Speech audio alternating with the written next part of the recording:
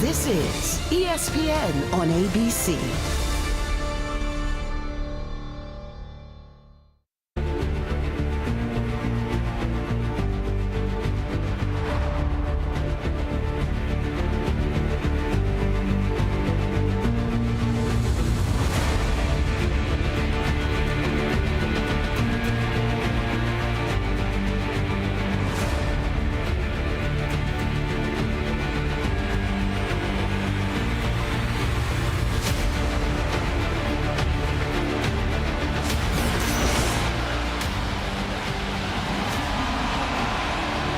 Welcome to Capital One Friday Night Football. Amidst nightfall in the state capitol on a Black Friday, it's Florida and number 16 Florida State battling for Sunshine State supremacy. 66th meeting all time between the Gators and the Seminoles. And with that, we say good evening. Anish Shroff, Brock Osweiler, Taylor McGregor will join us in just a moment. This is one of those rivalries that cuts through the very fabric of college football.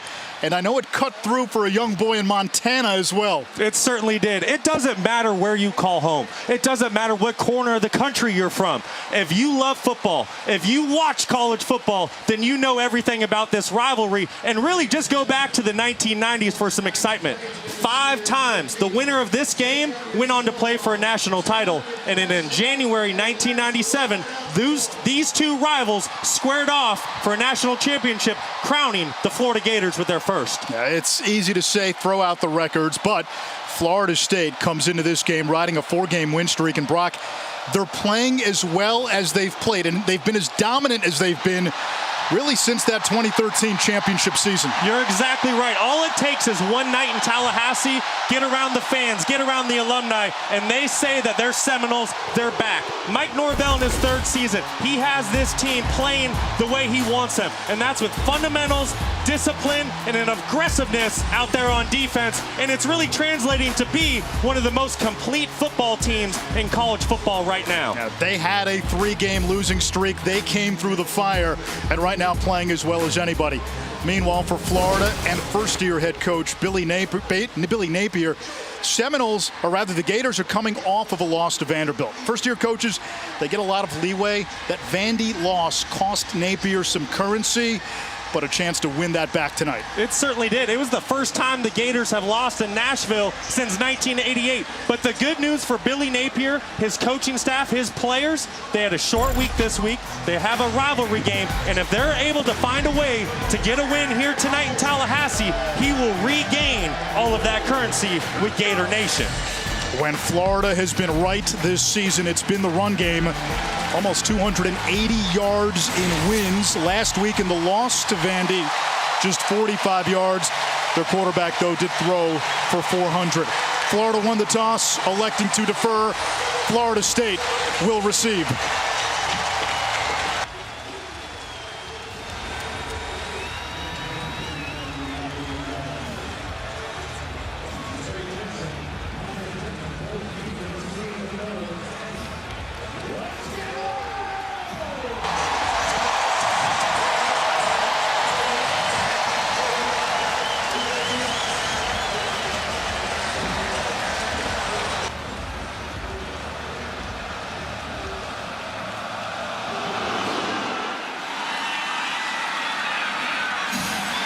And we check in with Taylor McGregor. Anish, usually in these games, neither team needs any sort of bulletin board material to feel emotionally invested. But Florida State this week got some of that when Florida quarterback Anthony Richardson told local media, when we win this game, it'll be a great momentum builder for us. I asked Richardson about it, and he said, look, sometimes you have to speak things into existence. I want my guys to play with that type of confidence. Florida State players, on the other hand, saying, look, we've seen it, and we expect to respond, but we're going to respond in game here this evening. Now, this is a game that a year ago featured 5 offsetting personal foul penalties, so pay attention to the way guys handle their emotions tonight.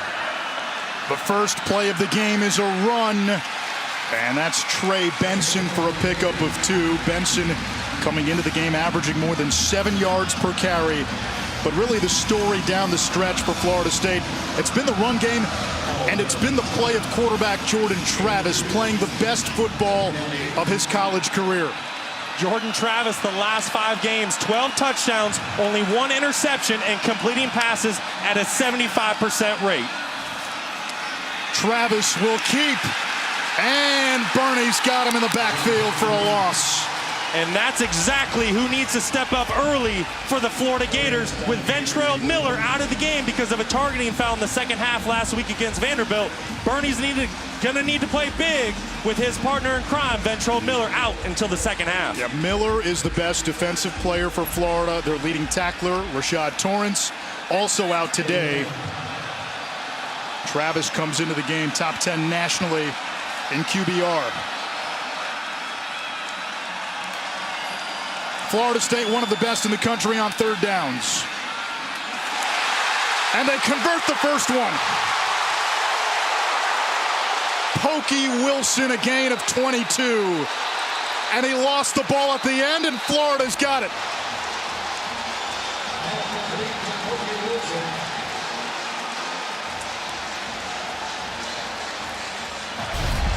The ruling on the field is a fumble recovered by the defense.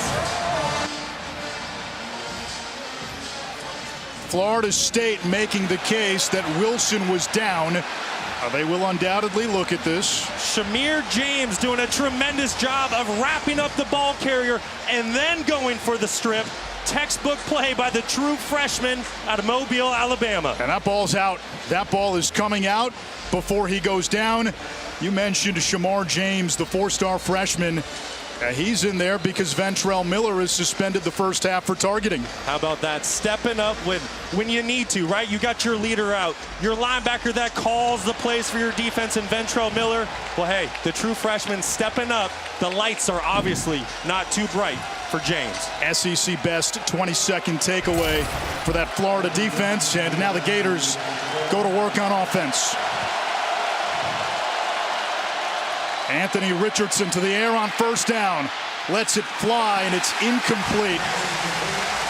Brock, the quarterback for Florida, he's much talked about. His raw potential may be greater than any quarterback on planet Earth. No question. The skill set that Anthony Richardson has is second to none in the nation.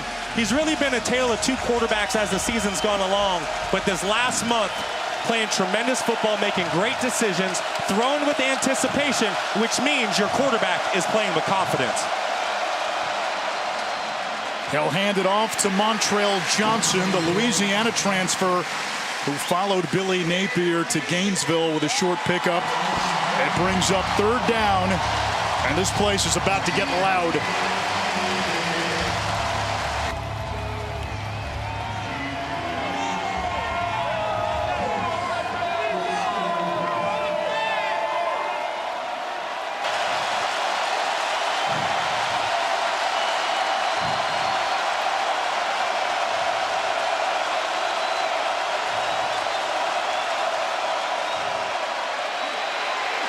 Richardson steps up, has a running lane, and he's tripped up shy of the marker by Kevin Knowles, the nickelback, a gain of 6. And an early decision here for Billy Napier. Fourth down, need about 2 yards, and it looks like they'll go for it. Anthony Richardson catching Florida State in a 2-man coverage, man-to-man with the defensive backs. Nobody had eyes on Anthony Richardson, which is why he was able to step up through the pocket and find positive yards. It's a Florida offense banged up at receiver, without 5 wide receivers today, including 2 of its better ones in Henderson and Shorter.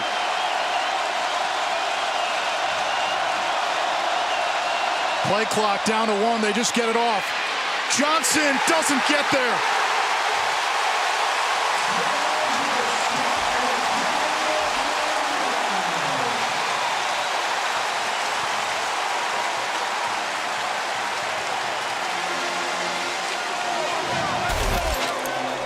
Florida State not fooled. Florida trying to come out, sell the speed sweep, coming back with the flip opposite. Florida State showing the discipline that they play with on defense. Great stop. It seems like you're watching the ACC on ESPN. Already an adventurous start for both teams. Florida State turns it over near midfield. Florida gives it right back on a turnover on downs, and now Trey Benson finds an opening. Benson stays on his feet. Down inside the 10-yard line. A gain of 46 for the Oregon transfer. Trey Dean might have saved a touchdown for Florida. Trey Benson breaking the big one on the strong outside zone play. Just absolutely throwing Kamari Wilson to the ground with a stiff arm. This is a man who has been on an absolute mission the last 3 games. At 900 yards rushing on the season. Benson again. Touchdown, Seminoles.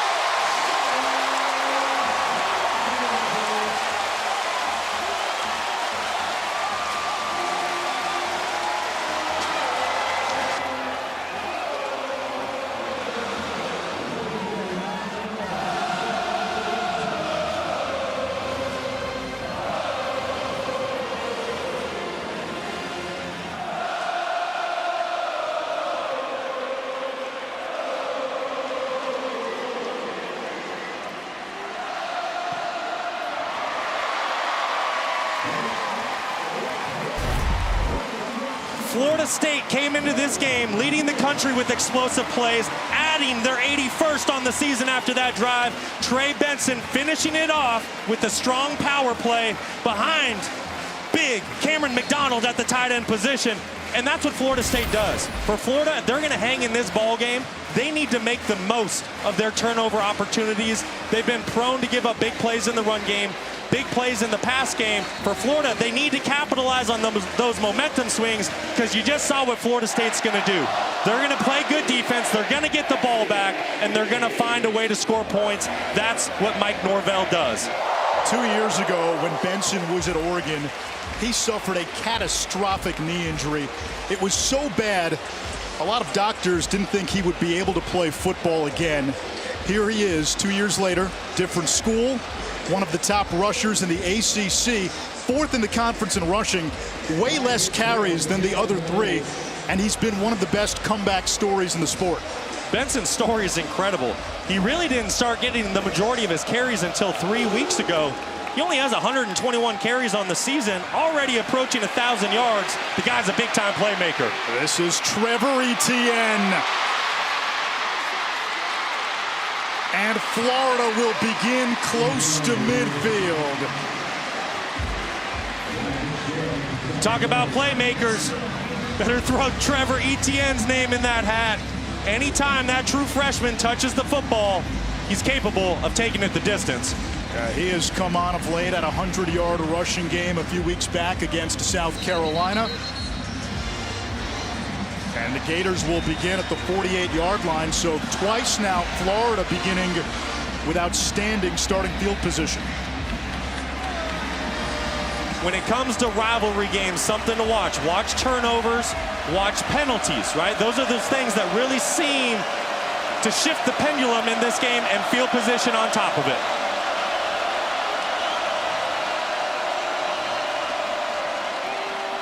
Richardson to the air.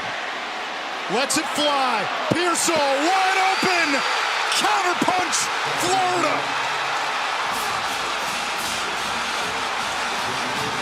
Let the fireworks fly. Here we go. Anthony Richardson, and you see what he's capable of doing when his offensive line gives him time. One of the best 5 units in the country, only surrendering 12 sacks this season. Anthony Richardson does a great job staying patient, hangs in the pocket, takes the big hit, which allows his receiver, Ricky Pearsall, on the double move. He sold a corner route and then took it up as a go route. I know what you're thinking, Brock. It's a good choice that you stayed away from that 3rd cup of coffee. This first quarter providing the espresso. No coffee needed for this one. Mahalik's extra point ties the game at 7. Anthony Richardson, Gainesville native, grew up idolizing Cam Newton.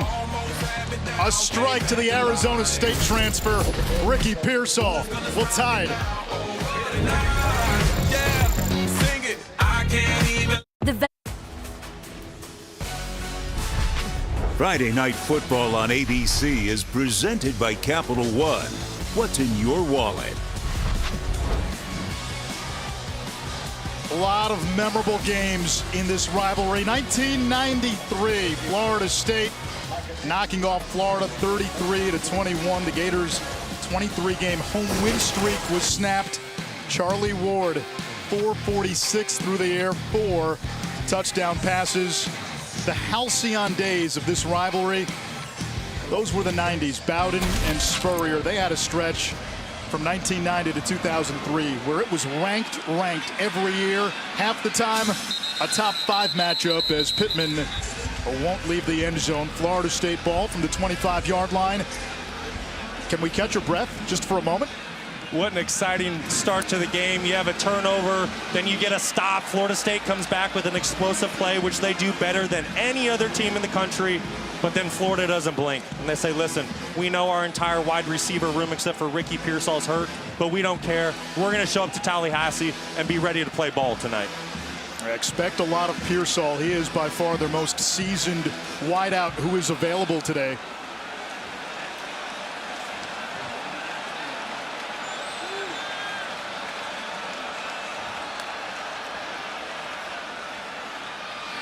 Travis, the screen pass incomplete. Wanted the tight end, Cameron McDonald. Impact players tonight brought to you by Chick-fil-A. For Florida State, we have wide receiver Johnny Wilson at 6'7", 235 pounds. You think this kid's a tight end? No, he's a receiver. He bends well, he runs well, he's athletic. And then for the Florida Gators, we have Amari Burney, who needs to play big with Ventrell Miller out until the second half. The senior Burney leads the team in takeaways in the 2022 campaign. Quick release and a completion. Kentron Portier, a gain of 16. Mike Norvell raved at how far Jordan Travis has come this year. His ability to process, read the defense. His football IQ has jumped exponentially. Florida showing blitz. Travis moves the pocket. This time he hits his tight end, McDonald, who's got a first down into Gator territory. A gain of 14 more. Tremendous catch by Cameron McDonald. The one-handed grab, bootleg play. You can see Mike Norvell does a tremendous job of getting Jordan Travis comfortable early in the game, leaning on the run, tight end screens, and then just there, the quick bootleg, dumping the ball out to the flat.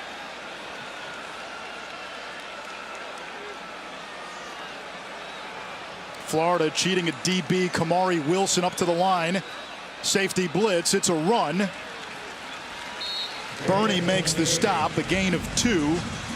Benson the carry. Trey Benson now 58 yards on just 4 rushes. Had that big 46-yard scamper, which set up his touchdown run. You talk about Florida State being so good on third down, converting 51% of their tries this season. It's because they run the ball so efficiently on first and second down. Expect to see an extra safety in the box for the Gators. Another blitz, and this time Travis takes off. Serpents around the edge, gets out of bounds. Well, third down's easy if you don't get there. That was a first down conversion on second down. Hey, there's no rule that says you need to get to third down.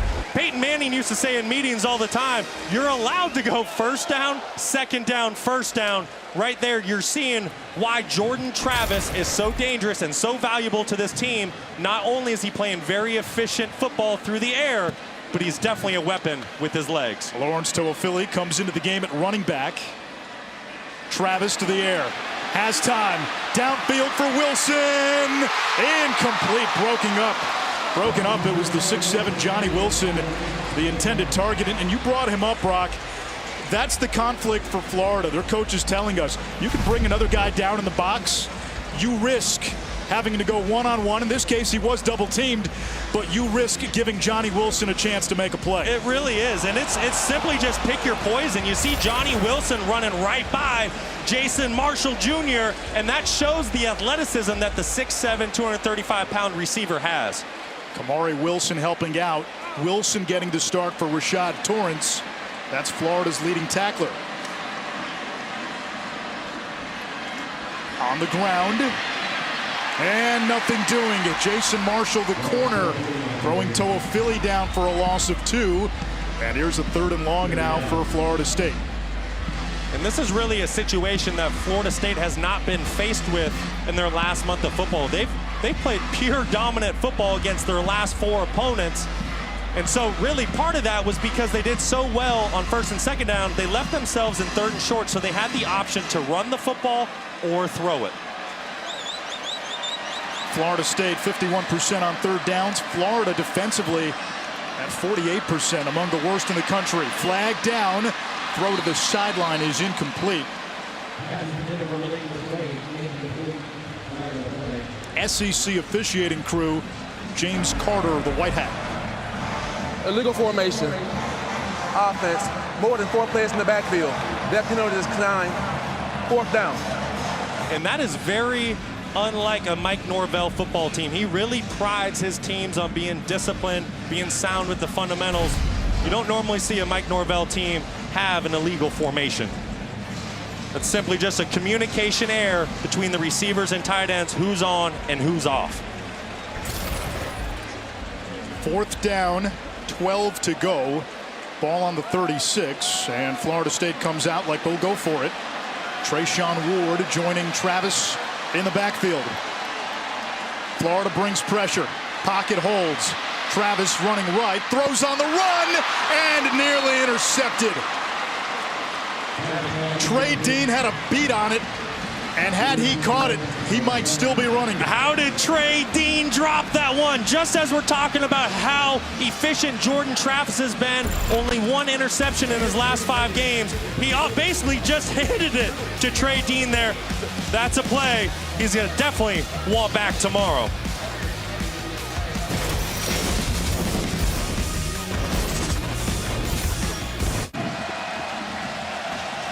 Florida dealing with a wide receiver shortage tonight. Henderson and Shorter are the 2 big losses, but Billy Napier's got a lot of faith in some of his young wideouts, a few who shined last week in the loss to Vandy.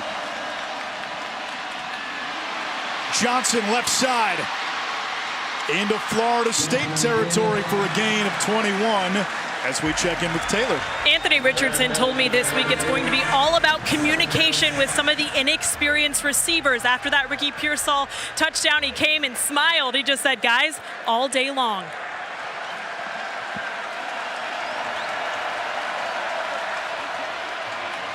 Little quarterback power. Richardson cuts it back and snakes inside the 40. Anish, to your point, when we brought it up to Billy Napier and we said, hey, coach, you know, you're missing the majority of your receiver room. You're missing 2 starters. He didn't even blink. He goes, listen, guys, we rotate in all of our players during practice so that if they get into the game, they're ready to roll. Anthony Richardson still on the ground and slow to get up.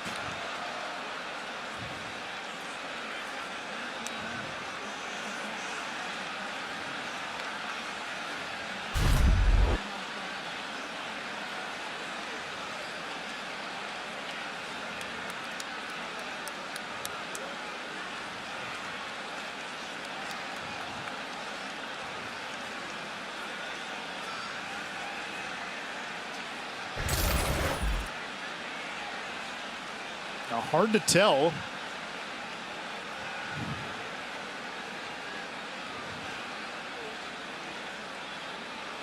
Richardson, at times this season, has looked like Superman. 6'4", 232. He was the talk of college football after his performance in that opener against Utah. Then had some ups and downs. Didn't play as well against Kentucky the following game. Helped up to his feet and walking near the Florida huddle. The backup is Jalen Kitna, redshirt freshman, son of former NFL quarterback John Kitna. Jalen Kitna has only played in 2 games this season. Saw some time a few weeks ago against South Carolina. His most extensive work came in October against Eastern Washington, and Kitna will come into the game with 7:49 to go here in this first quarter. He hands it off. It's Montrell Johnson. A pickup of a couple, it sets up third down. So now the story becomes, what's the status of Anthony Richardson, and will he be able to return for the Gators? Definitely something we're going to keep an eye on. And with Jalen Kitna, your backup in the game, redshirt freshman who doesn't have a ton of playing experience, we're going to find out a lot about Billy Napier and his ability to call plays on a big stage like this with a young quarterback in there. He needs to do a great job of finding plays that are breather plays for Kitna, that he doesn't have to read the whole field. It's just 1, 2, 3 high efficiency throws. On third down, they run it. It's Johnson, and he's got a first down. That's the thing about this Florida offense. At their best, it hasn't been the pass game. They have been able to run the ball at will, like we saw against South Carolina, against Texas A&M. You're exactly right. When this Florida football team rushes for over 200 yards, they're 6-1. And for a young quarterback, your best friend is a good defense and a great run game. Picking up a third down on the ground is huge for Jalen Kitna's confidence.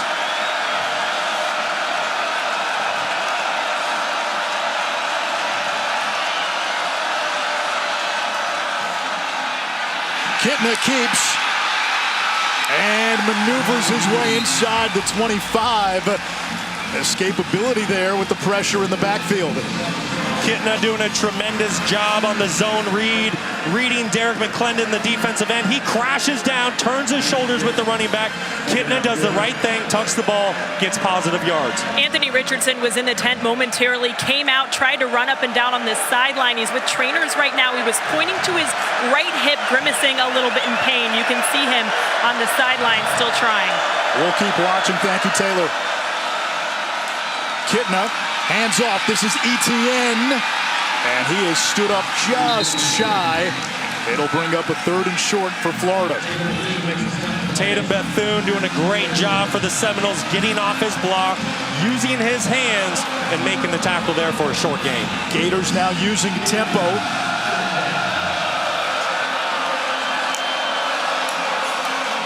They run it again. First down, Etienne. That is the younger brother of Travis Etienne, who saw a lot of Florida State while at Clemson.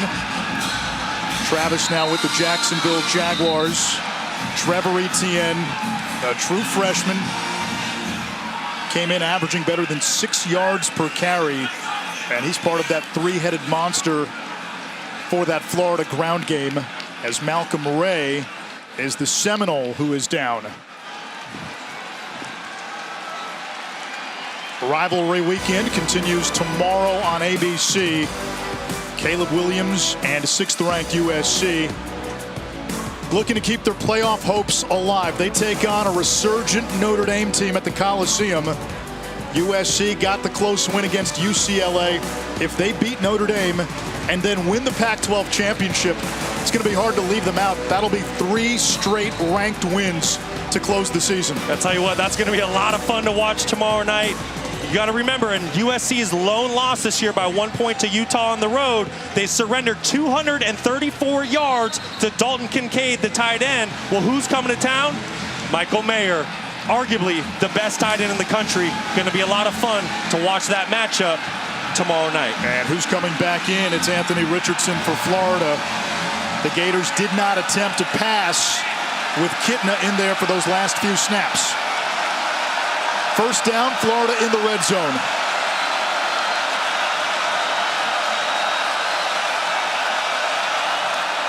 Toss to Etienne.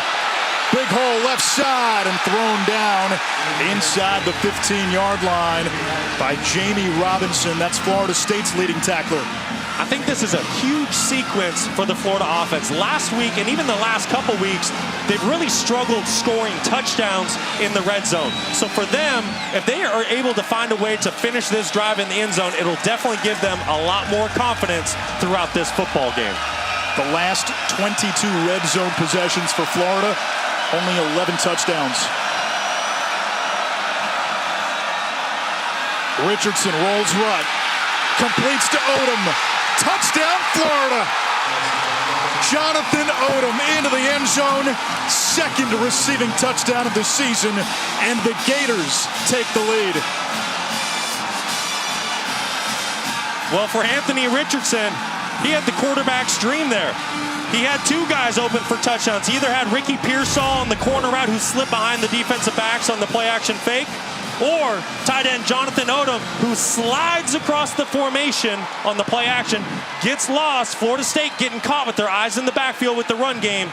Tremendous play call by Billy Napier and great execution by the Florida Gator offense. Only the third catch of the season for Odom, whose dad, Jason, was a former All-American at Florida. It's a family that knows this rivalry well. Sometimes it's not the stars, it's the unsung heroes. And Florida takes the lead on the Odom touchdown. Well, the biggest question tonight was going to be, how does Florida come into this football game so depleted with injuries? Well, I think they've answered that question in this first quarter. Going back to that last play, the play-action bootleg by the Florida Gators, they do a tremendous job of selling the run inside, getting outside the pocket. Florida State, an uncharacteristic play by them, getting their eyes caught in the backfield. That's going to be an eye violation tomorrow when they break down the film, which then allows Jonathan Odom to slip out for the touchdown. Anthony Richardson, pretty quick healer, huh? He's got those Wolverine bones. Listen, in a game like this, unless you can't walk, you know as a quarterback you're going back in that football game.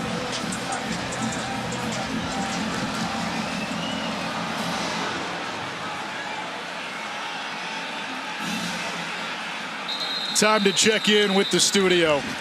Hello, Kevin Nagandi. Hello, Anish. Time now for the AT&T Countdown to the CFP National Championship. Under 2 minutes to go. Countdown 7, 4th and 6. And here they get the first down, Jesse. The biggest story in this game, Cal fumbled the ball twice. UCLA did not turn it over. And they recover the ball. The Bruins hold on 35-28. Anish, Brock, back to you. All right, thank you, Kevin. Jesse back in the studio must be trying his best to be Switzerland right now.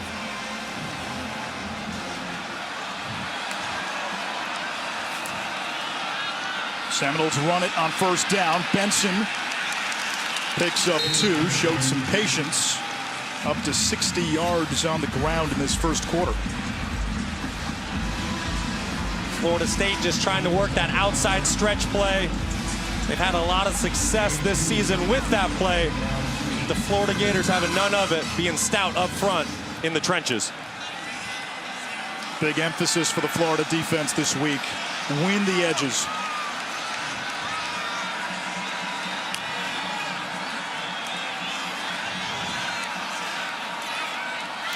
Benson again.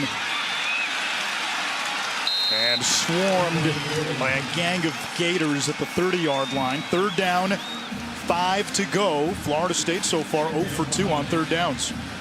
You can see why that Florida State rushing attack has had so much success this year. The Gators were stout. They were there to make the play. But with Florida State averaging almost 330 pounds across their offensive line, that single back power, that single pulling guard, they're able to mush and find positive yards. Clean pocket. Travis wants Johnny Wilson, who brings it in with one hand. That's what a 6'7" target can do for a QB. The craziest thing about that, Jason Marshall, who's covering him, he's 6'1". That's a big corner. But what Johnny Wilson says, hey, I'm 6'7", just throw it up a little bit higher. I'll go get it. Florida State not doing anything special. That's just a straight go route that Jordan Travis gets up quick. Great ball, great catch. After a pickup of 25, Benson driven back hard by Derek Wingo.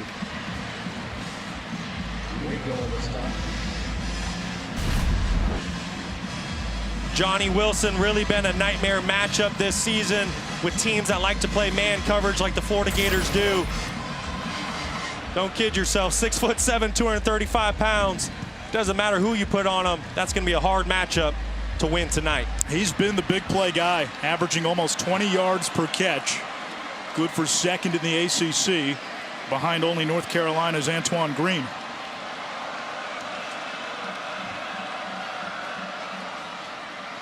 Travis It's Portier for a first down inside the Florida 30. Great tackle by Donovan McMillan. If he doesn't make that shoestring tackle right there, that's a touchdown for the Florida State Seminoles. You can see, though, what having a great rushing attack does. When you go play action, you're going to get the linebackers and safeties to step up, and then you can hit that pop pass over their heads. Out of a two tight end set, Travis runs, finds a small hole, gets free. Inside the 10, still dancing, and in!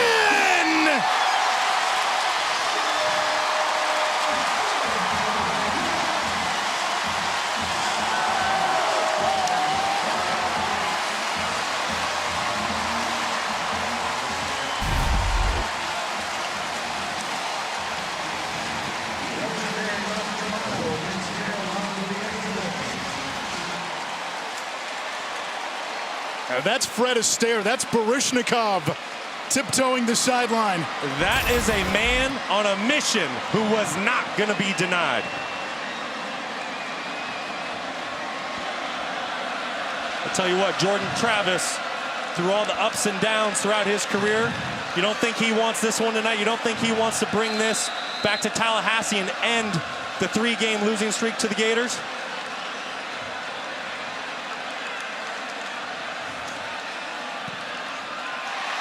Fitzgerald evens the game. Fireworks in this opening quarter from Doak Campbell Stadium. Jordan Travis on the QB keeper there, pulling the ball. Micah Pittman delivering a big block down the field. That's something that this Florida State wide receiver room really takes a lot of pride in, is contributing in the run game with great blocks. You saw that there with Pittman. Travis does the rest. Like I said, he's a man on a mission, and he was not going to be denied that end zone. Travis, the all-time leading rusher at Florida State in terms of rush yards for a quarterback. That was 29 on that play. You had the 29-yard pass to Johnny Wilson. Explosive plays baked into the mitochondria of this offense. That's who they are. That's their DNA. That's their blueprint. And it's no surprise. Anywhere Mike Norvell has called plays or been a head coach, Memphis prior to here at Florida State, he's averaged 37 points per game. That's something that you don't do as a head coach unless you know how to create explosive plays, and no one does it better than the Florida State Seminoles this season. Let's get a peek at the Taco Bell Live Más student section. Student sections across the country competing to be the Live Más student section of the year all season long. This place has been loud, jam-packed, got plenty of blue as well. At our hotel, it was funny just to see one family of Florida fans, another of Florida State fans, almost coming in one after the other right before we were getting to leave for the stadium, and you had a friendly war of words going on. I'll tell you what, this is one of the most special rivalries in all of sports. My plane landed last night in Tallahassee, and they started playing the Florida State fight song over the intercom. That's Pearsall taking a big hit by Renardo Green, the corner.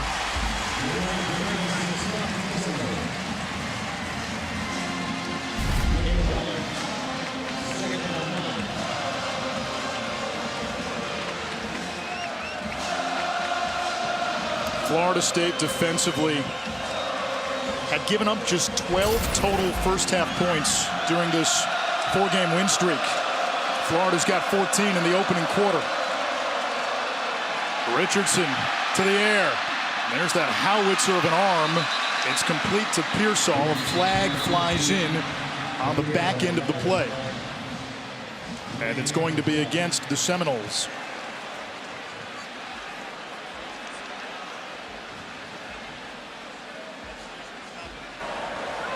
Holding, defense, number 21. That penalty is declined. The result of the play, first down. Greedy Vance, the Louisville transfer.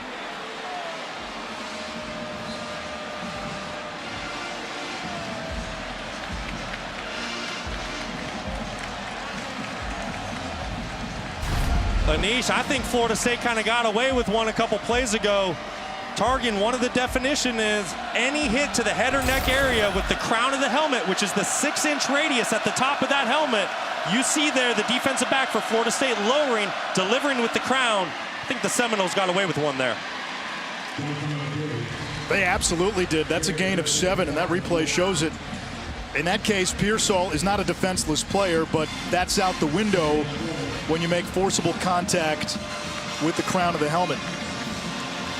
That's exactly right, but you know what? Would you expect anything else with a rivalry game like this? These two schools don't like each other one bit. Expect to hear the pads popping tonight. That's the end of the first quarter.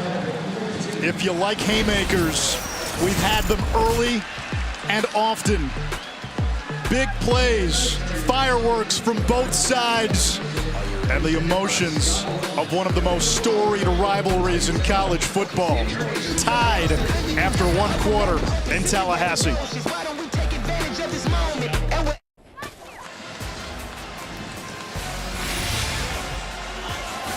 You're watching a Capital One Friday Night Football Sunshine Showdown at Doak Campbell Stadium, tied at 14 after 1 quarter of play. Second down, Florida, near midfield. They empty it out. Hard count by Richardson. 4-man rush. Richardson flushed, sidearms it, and it's picked off.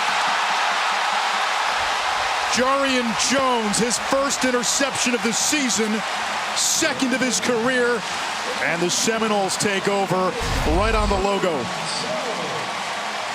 What a play by Jarian Jones with the interception. Anthony Richardson didn't like what he saw downfield, moved outside the pocket. Anytime you're sliding to your left and throwing back to a receiver, coming back to his right, you have to make sure that he can't get undercut by the defensive back. And that's exactly what Jones does here. Undercutting the ball, trying to get to Jonathan Odom. Something Anthony Richardson has not done as of late is turn the football over. Tonight, turnovers will definitely play a major factor in the outcome of this game. Florida State trumpets the #1 pass defense in the ACC. It's the #1 defense overall in the ACC as well.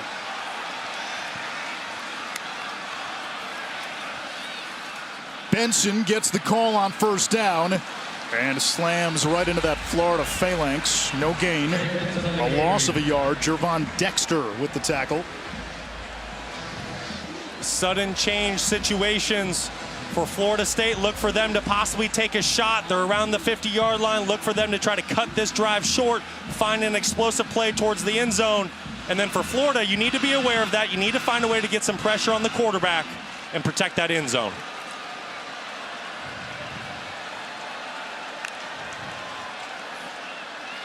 There's the blitz.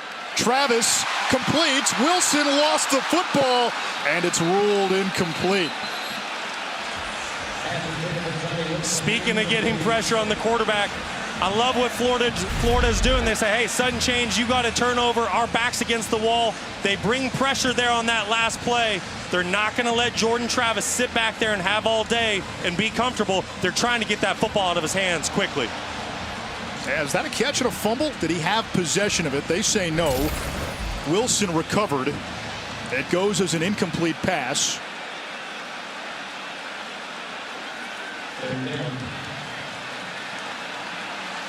But they will not take a longer look. I'm not sure he ever had possession of it. Third down. Travis downfield, a lot of contact, and we'll get a flag. Marshall in coverage. And again, they're throwing to big Johnny Wilson, the Arizona State transfer. You can see the impact. Defense, #3. 15-yard penalty, automatic first down. You can see what Johnny Wilson does to a defense. The Florida Gators are so concerned about him. Their defensive backs, everybody was in man-to-man, one-on-one coverage except for Johnny Wilson, cheating the safety over there. Jason Marshall Jr. getting flagged for the early contact. You can tell Johnny Wilson getting into the heads of the Florida Gator defensive backs quickly in this football game. And that could open up running lanes for this offense. They run it here, and it's Ward for a pickup of 4. Johnny Wilson, when he made the decision to transfer from Arizona State, only had one offer in the portal, and that was from Florida State. He had gone on the record and said he was legitimately worried at one point that schools didn't want him. He thought he might be out of options.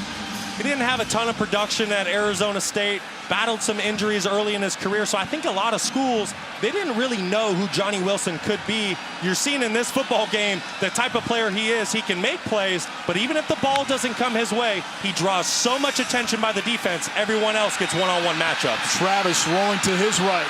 Throws on the run. Incomplete for Portier. Marshall in coverage. It's third down. Brock, the part of this Florida State offense we have not mentioned and has been a huge part of the success. The guys in the trenches. The O-line for the Seminoles. Let's be honest, it's been a weakness for several years. They have turned it around. Alex Atkins has done a tremendous job working with that unit. That's a big reason he's a semifinalist for the Broyles Award, which goes to the best assistant coach. This Florida State offensive line, that group of five right there, arguably one of the best units in the entire country. They're player-led, they hold each other accountable, and work extremely hard throughout the week. Third down, they run it. Caught Florida off guard. It's Ward with a gain of 17, cleaving that secondary and a red zone opportunity for the Noles. Big Jazz, turn of time, 6'7", 336 pounds right there on the edge. Number 79 playing right tackle. You can see what just his sheer size does. He's able to play leverage, create a wall, which sparks the running back for the big play. You have to be aware of those 3rd down and 6, 3rd and 7 runs by Florida State. Toafili to the outside, and he is wrapped up. Umanmi Ellen makes the tackle.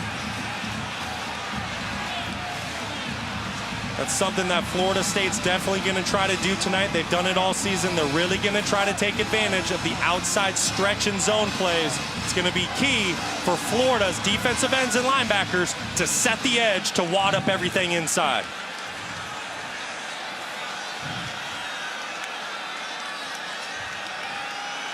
Travis under pressure, escaping, and runs out of bounds. Shamar James in pursuit. It sets up another 3rd down for Florida State. I mean, are you kidding me, Jordan Travis?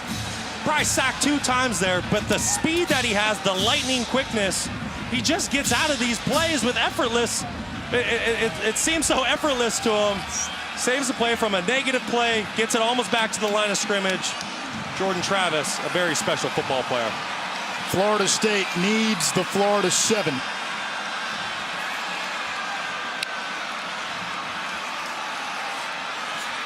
Travis with time. And off the hands of his intended target. Wanted the tight end, McDonald. It brings up 4th down, and Fitzgerald will try to put the Noles on top. Boy, a couple drops early in the ball game by both teams. Florida State a couple on that drive. Cameron McDonald, someone who's been very sure-handed this season for the Seminoles with the drop there. Fitzgerald had a rough stretch early in the year when he missed 5 of 7. He's hit 5 of 6 since, the only miss coming from beyond 50. This is from 37.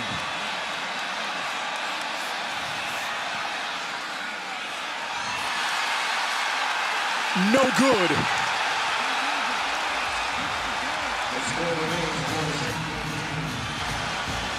And a missed opportunity off the turnover for Florida State.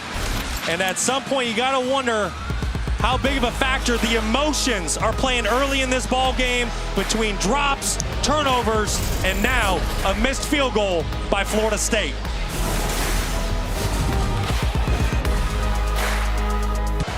Gators back on offense after the missed Fitzgerald field goal. 2 tight ends into the game for Florida. Etienne, the running back. Now Pearsall, the man in motion. It's Etienne on the cutback, broke a tackle, picked up 2. A lot of pre-snap Amsterdam, window dressing and eye candy, and Taylor, Florida State got a little bit of that last week. Yeah, it was a dress rehearsal facing Billy Napier's old team in Louisiana. You mentioned the shifts and motions. We just saw them right there. Florida State's defense telling me this week they needed to stay disciplined with their eyes. Brock, after this play, what are you seeing? Really, it just boils down to making a defense hesitate. The shifts and motions, you're just window dressing basic plays, but it caused confusion for a defense. ETN had just a slimmer and able to get close to the marker. Pickup of 6 on the play, 3rd and short.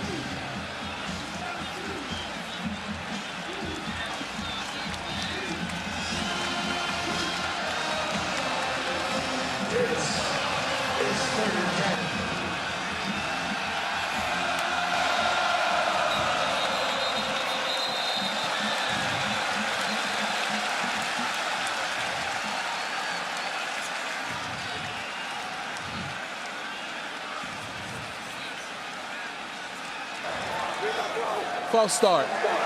Offense, number 76. 5-yard penalty. 3rd down. And that's the 5th-year left tackle, Richard Garage. He'll play some right tackle as well.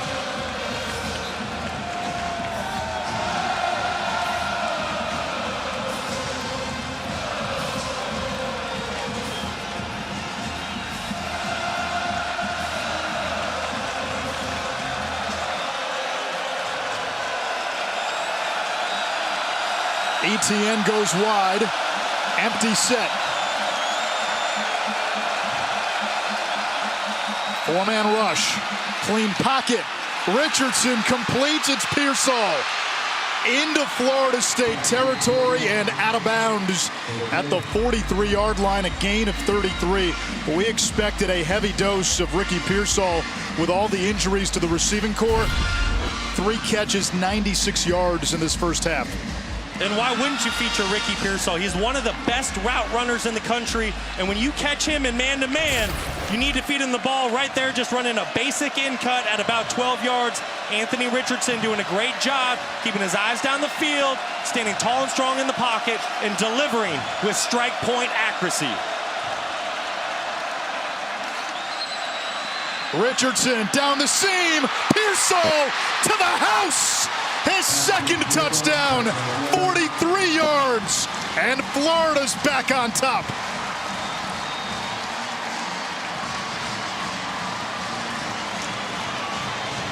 Don't leave Ricky Pearsall in man-to-man, one-on-one coverage with no safety help.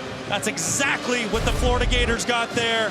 Getting Ricky in the slot, man-to-man on Kevin Knowles, simply just running a little seam route right down the hash. Perfect throw by Anthony Richardson. That is 3 first-half touchdown passes by Richardson. Pearsall has a career high in receiving yards, and there's still 9.5 minutes to play in the first half. I can't say I'm surprised. Anthony Richardson in the loss last week to Vanderbilt played one of his best games. Decision-making, accuracy, the Florida Gators are here to play. Friday Night Football is brought to you by Chick-fil-A. Chick-fil-A's mobile kitchen helped victims of Hurricane Ian by feeding thousands of people who were impacted by the storm.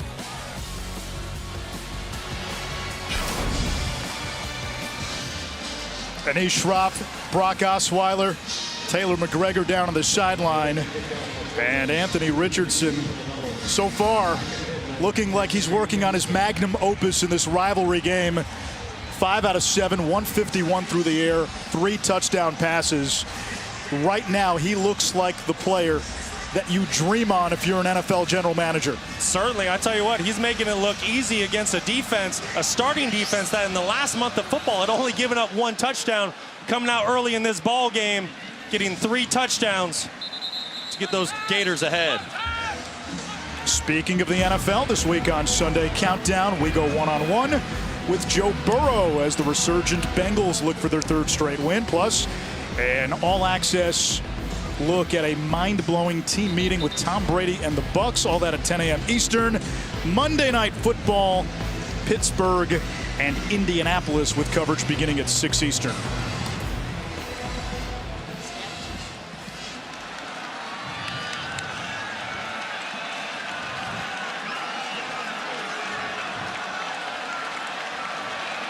Trey Benson, the running back, as Florida State begins from its own 25. Micah Pittman in motion. Travis using the play fake. Benson in the flat. Has room to run. Out to the 45-yard line. A flag down. I think that's going to be on Malik McClain at the wide receiver position with a hold.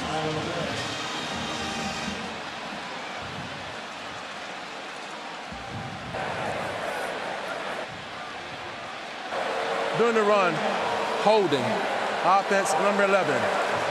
10-yard penalty results in first down. They get McClain for holding. I don't know if Mike Norvell is going to be too upset with that, because when we talked to him, you brought this up. The first thing that jumps out when you turn on Florida State tape and the blocking is what? They do a tremendous job on the perimeter. They're disciplined. They block with fundamentals. But just there, Malik McClain just getting his hand a little bit too far outside. You see a little bit of jersey tug. That was an easy one for the official on the sideline. It's one of the best blocking receiver units in the Power 5. It's a 10-yard penalty from the spot of the foul, so 1st and 3. Travis again to the air. He's got Benson underneath. Daylight and then some in the darkness. And he takes it inside the 35, a gain of 34. Another explosive play by the Seminole offense. Trey Benson just coming out of the backfield, running the old Texas route. You kind of sell the flat, then you stick your foot in the ground, you come back to the middle. Jordan Travis does a tremendous job of looking off the defense opposite. Travis was looking to his left. The Gators sank, came back to his running back Benson for the explosive play. Great execution. 110 plus all-purpose yards for Benson. Travis boots to his right. And scampers out of bounds. He picked up 9 on the play. They might give him enough. They're going to give him enough for a first down. I'll tell you what, the great quarterbacks are able to make something out of nothing, and that's exactly what Travis faced there. Florida Gators in a cover 2 defense, nowhere to go with the football. Travis, with his lightning speed, able to tuck it and pick up a first down.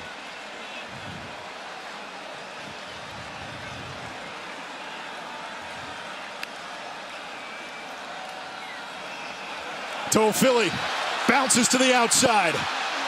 And another strong run. This run game picking up some traction. 9 more on the play. 137 on the ground for Florida State. Florida's got 75 on the ground. You remember when rushing for over 100 yards in an entire game was a big deal? Now you're doing it in a quarter and a half of football. I think it was Tony Soprano who said, remember when is the lowest form of conversation. But I do remember when.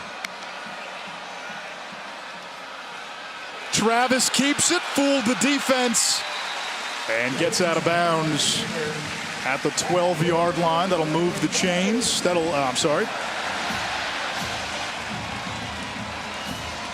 Move the chains. It's a first down for Florida State. Tell you what, the Florida Gators defense, they've been on the field a lot in this first half already, and you're seeing what that big offensive line is able to do for Florida State. They're just starting to lean on these guys. They're capturing the edges and able to get that ball outside and downhill.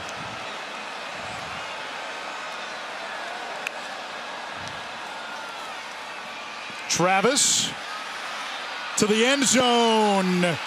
Incomplete, no flag. In the direction of Deuce Spann. Jaden Hill in coverage. They were locked up. Not sure that ball was catchable. Second down. Mike Norvell's team has run for 200 or more yards in 6 straight games. Longest streak for Florida State since 1987. Keep an eye at the top of your screen. 6'7", Johnny Wilson matched up with Jason Marshall Jr. Micah Pittman, the slot man.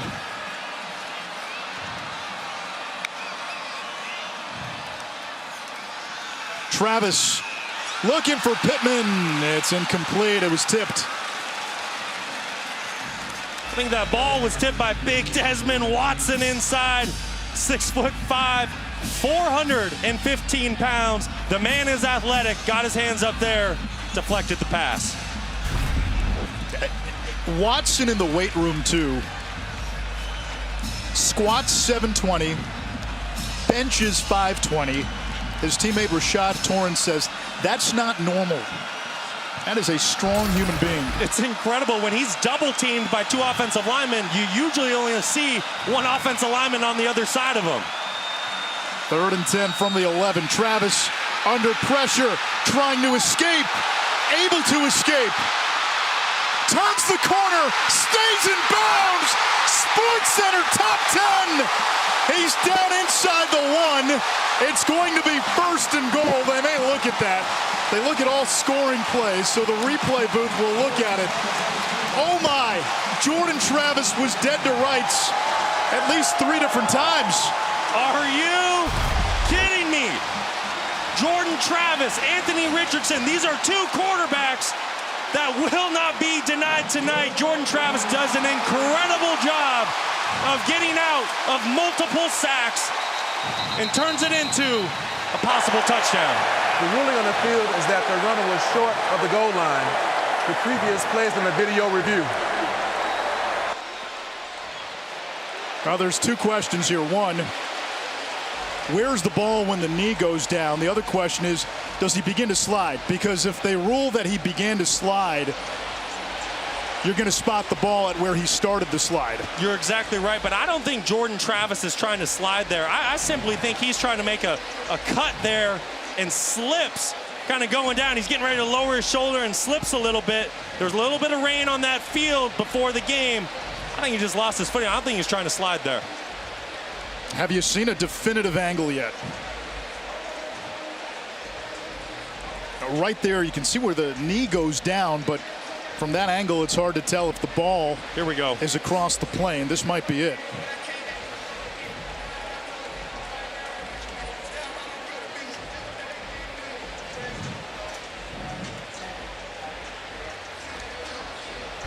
Got a screen there from number 85, Marquiston Douglas.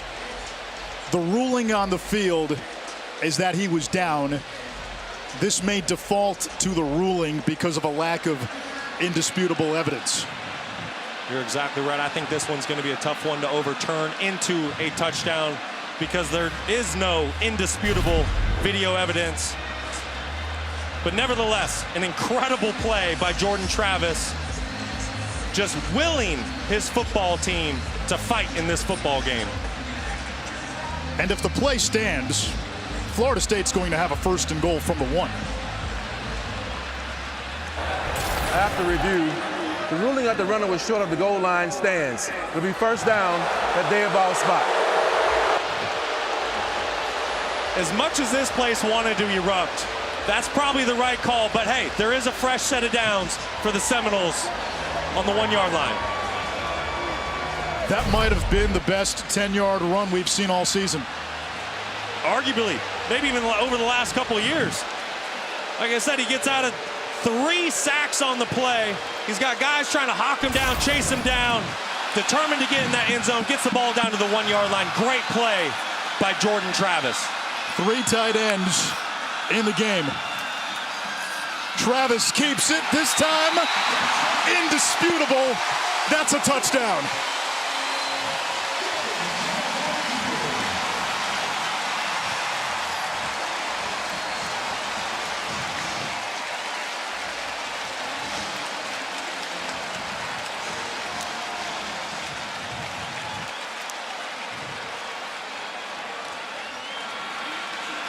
Jordan Travis doing a great job on the QB keeper, following his tight end Preston Daniel into the end zone, untouched for 6.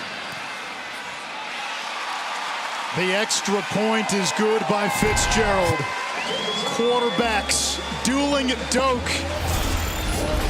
Way back when it was Ward and Werfel. Tonight, Richardson and Travis. I'm the captain of the Pee Wee football team. Returnable And Florida out to the 20-yard line with ETN. All right, time for our Aflac trivia question. Aflac.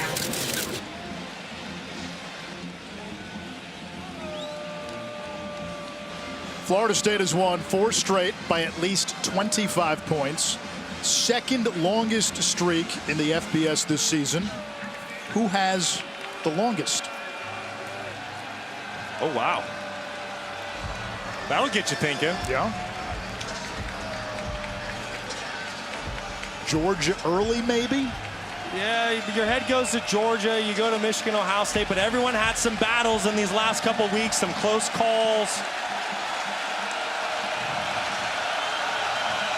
I'm gonna have to chew on that one for a minute.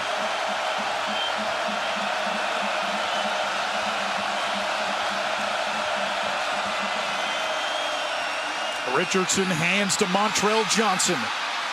And the Louisiana transfer picks up 16 on the play. Sun Belt Conference Freshman of the Year a season ago.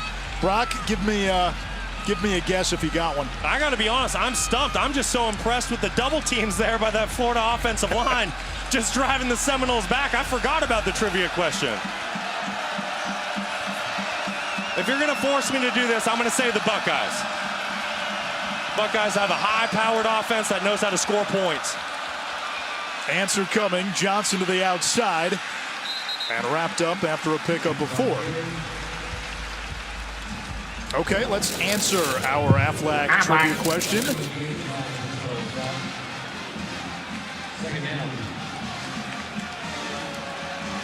Oh, look at that, Brock. You got it. Hey, a guy gets lucky once in a while. No, you knew. You knew.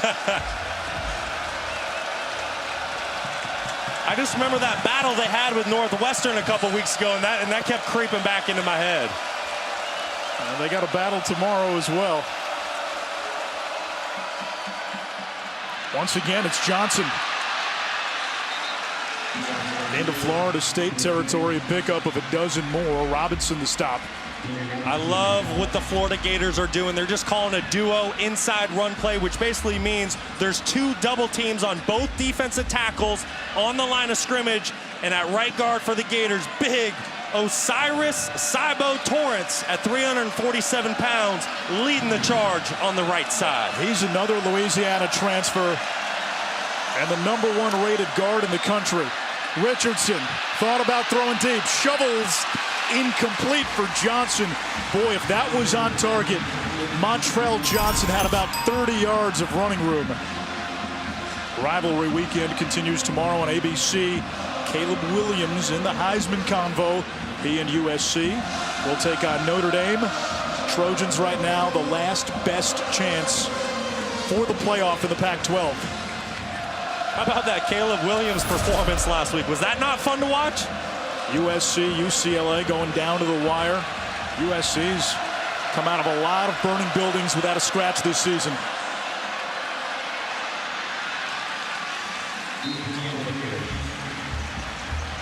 ETN getting the call. Gators doing a great job of getting this back into 3rd and manageable. You know Doak Campbell's going to come alive on this 3rd down attempt.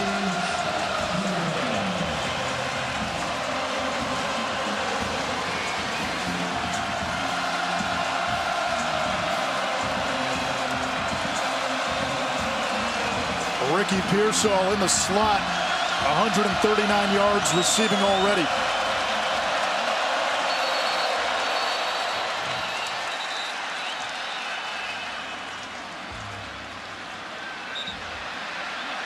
And now both teams getting into it at the logo.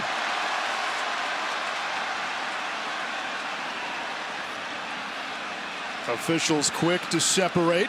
Coach is doing a great job of keeping their players on the sideline right now.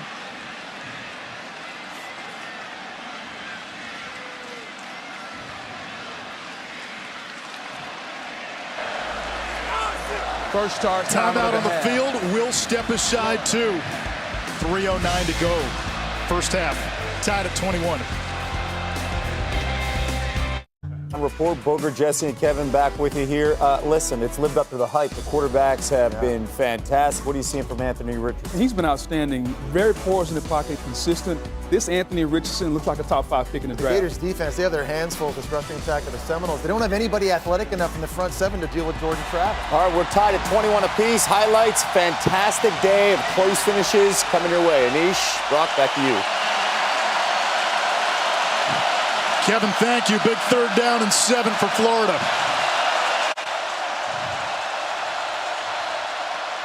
On the ground, Etienne staggers and picks up a 1st down across the 40. A gain of 10 for the freshman Trevor Etienne.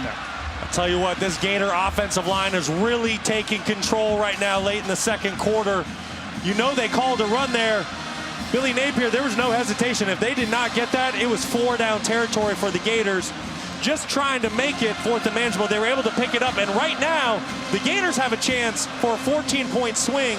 They're going to let this play clock run down. The Gators receive the opening kickoff in the 3rd quarter. If they're able to find a touchdown here, melt some clock, and get points to start the 3rd, that's a big swing for the Florida football team. Etienne again. Turbos inside the 30 as we check in with Taylor. Mike Norvell telling us this week the biggest key for his team is to stay even-keeled emotionally. He said, when guys need to get that reminder, I will point to my head on this sideline. You see him doing it right here. Keep everybody emotionally calm and steady. Brock, a lot easier said and done in these big rivalry games. It certainly is. I tell you what, sitting at the hotel all day long, waiting to get out here for the night game, all this stuff, all these emotions really build up. It's very difficult to keep under control and keep your posture in these rivalry games. These are the football games that you will talk about for the rest of your life. These players know it. They're giving their all tonight. A short run by Etienne sets up a 3rd down and 1.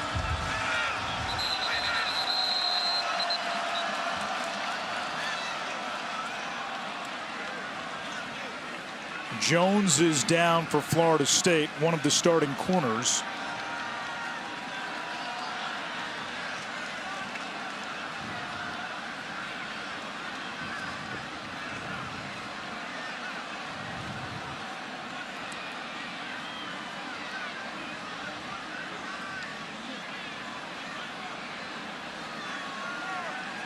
Tomorrow on the ACC network, it's Wake Forest and Duke in the Tobacco Road series that dates back to 1924. Then at 8 Eastern, 7-4 Pittsburgh, winners of 3 straight, squaring off against a Miami team looking to become bowl eligible.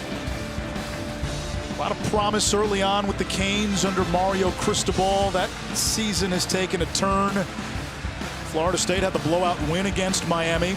Seminoles looking to sweep their in-state rivals, something they haven't done since 2016.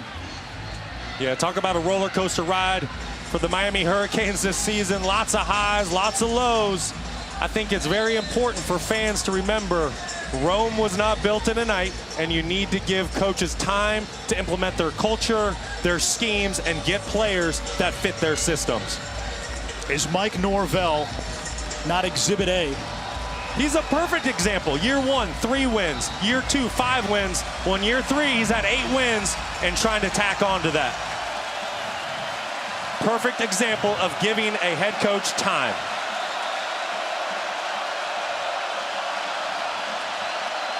Richardson under center and moves the pile.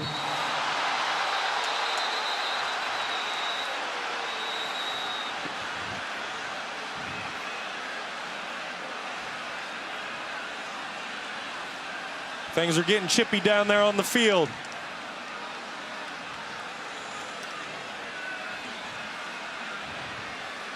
Don't kid yourselves. These two teams do not like each other, and they will do whatever it takes to win this ball game. It isn't up for a 1st down. Sometimes you don't have to overcomplicate. That's 6'4", 230 pounds for less than a yard.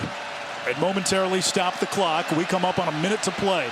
Richardson, 3 touchdown passes today. Downfield off the hand of Pearsall. Tried to drop that between 2 defenders. 58 seconds to go, 2 timeouts left for the Gators. I'm really surprised Anthony Richardson snapped the ball so early with that play clock there. Like I touched on just a second ago, the Florida Gators get the opening kickoff in the third quarter. This is a situation, yes, you definitely want to score a touchdown if you can. You can't be too patient, but you also don't want to be in a situation where you score points and give Florida State a chance to answer before halftime. Etienne on the cutback, tripped, and down he goes at the line of scrimmage. 3rd down, and a timeout. Florida's got 1 left. Florida. Tell you what, 30 defensive seconds tackle Robert Cooper just being stout inside. He said, listen, hey, I know you guys have been controlling this line of scrimmage, pushing us around a little bit this drive, but enough's enough. Great stop by the Florida State Seminoles there on 2nd down. Gators today 5 out of 6 on 3rd down.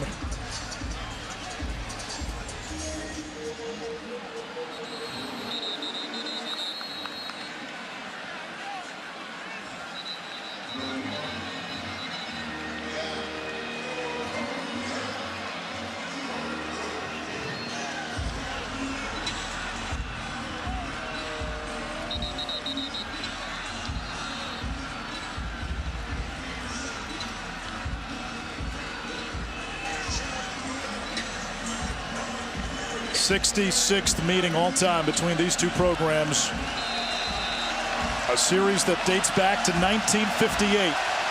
Florida has won 3 in a row.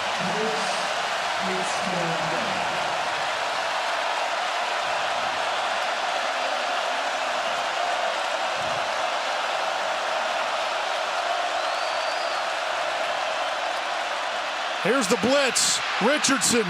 Downfield, incomplete, left it short.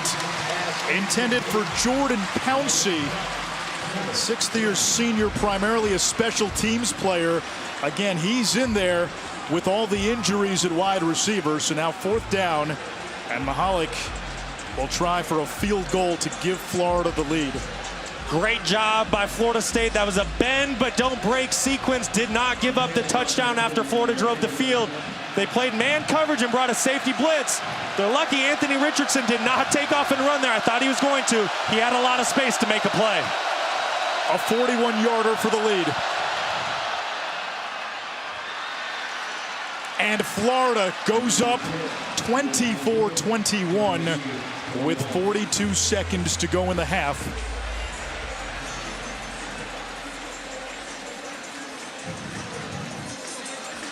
The last 3 matchups in this series have all been won by Florida. Yeah, Florida having a lot of confidence when it comes to this rivalry game here in the state of Florida, really being dominant in the last 3. But Florida State's a different football team than they've been in the past couple years. Mike Norvell really has his football team hitting on all cylinders, top 15 offense, top 15 defense, and making plays in the special teams game. And the 2 teams did not play in 2020 due to COVID. That was the shortened season. Mike Norvell looking for his first win against Florida as Florida State's head coach. Billy Napier on the other sideline. This is his foray into the rivalry that defines college football in this state. Tell you what, a lot of respect for Mike Norvell and what he's done here in Tallahassee in his first 3 years. Not only are they excelling on the football field, but also in the classroom, setting records for a team GPA.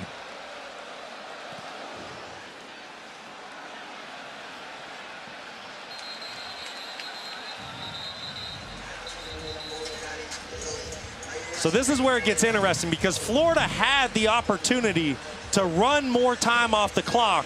Be very interesting to see what Florida State does here.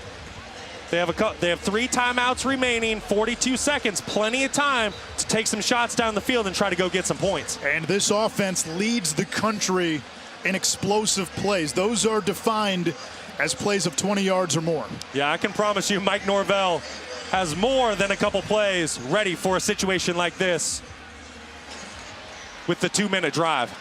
Travis, 7 of 16 passing, 149.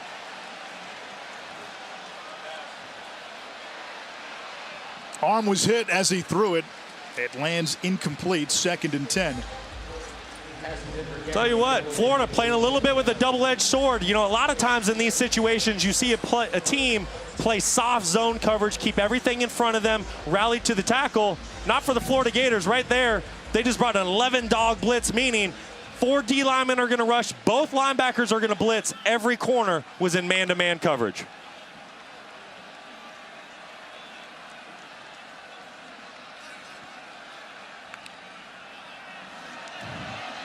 Four-man pressure. Travis fires a strike, but it's through the hands of Johnny Wilson. 3rd down and 10. 34 seconds to go. Still take another shot or just run here? Well, with the defense that Florida's been playing, I'm taking another shot. Once again, Florida came out on 2nd down, and they played a cover 0 scheme, which is also man, but with 0 safety help deep. Tell you what, if Florida State's able to get a completion, make one guy miss versus this man coverage, you could definitely see an explosive play. Florida showing pressure. They bring it. Travis downfield for Portier. Incomplete, covered by Dean, the safety. It's 4th down, 28 seconds to go. And this could be our first punt of the evening by either team.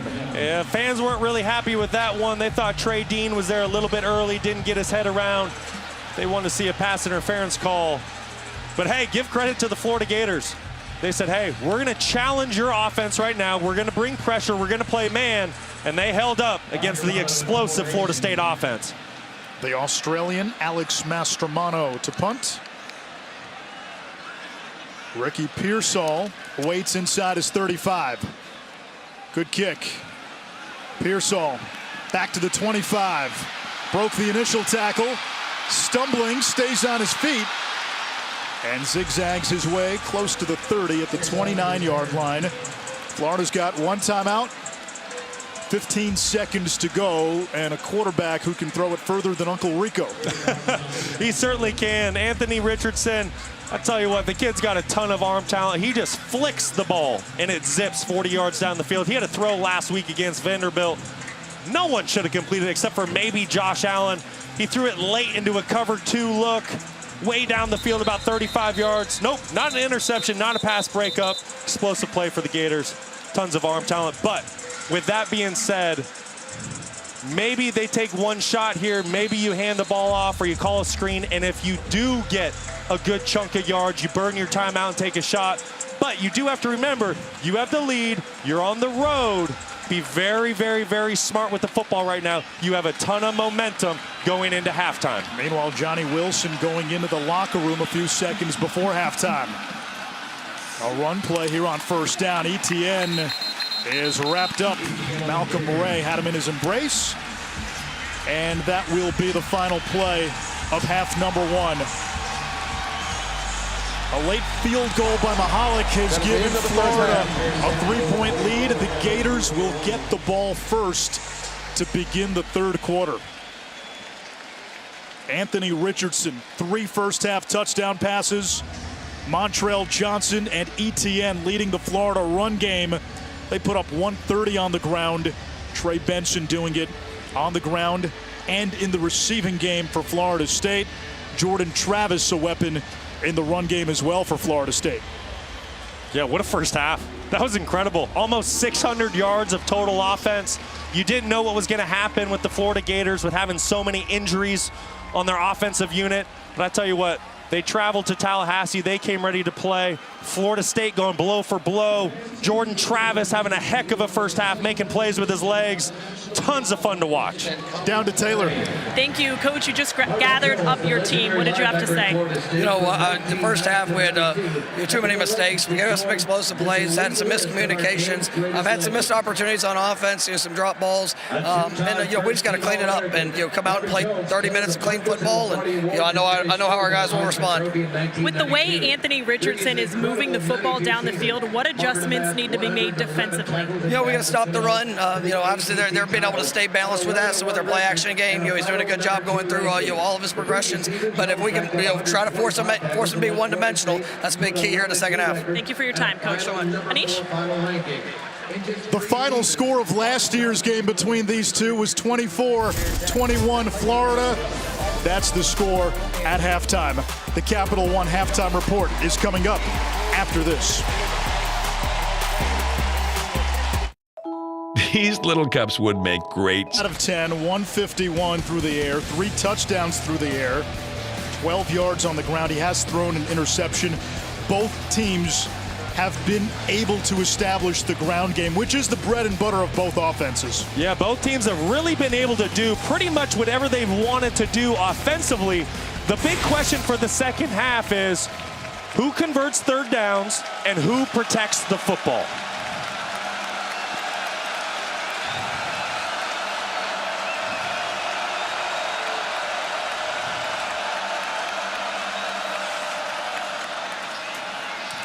Johnson straight up the middle, only a yard on the play.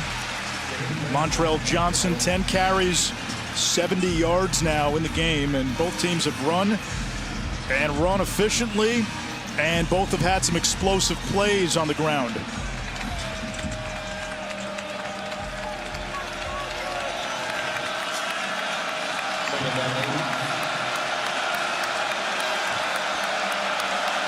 Split backs this time.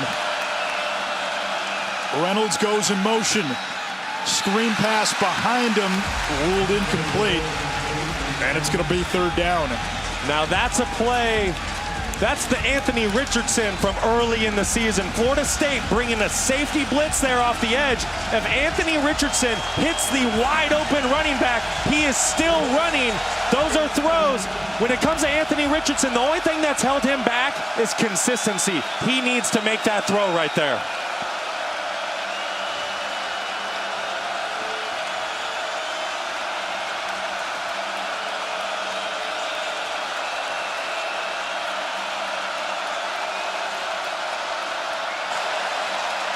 Edge pressure. Richardson hit incomplete. Wanted Dante Sanders, his tight end. And Florida forced to punch for the first time. Florida State bringing the do-it-all free safety, Jamie Robinson. The redshirt junior can do it all. In one game, he has played 3 different positions in that secondary. Truly a very talented football player for the Seminoles, bringing the pressure on Anthony Richardson. Robinson in the game last year against the Gators, 18 tackles and a pick, as Crawshaw will punt it away.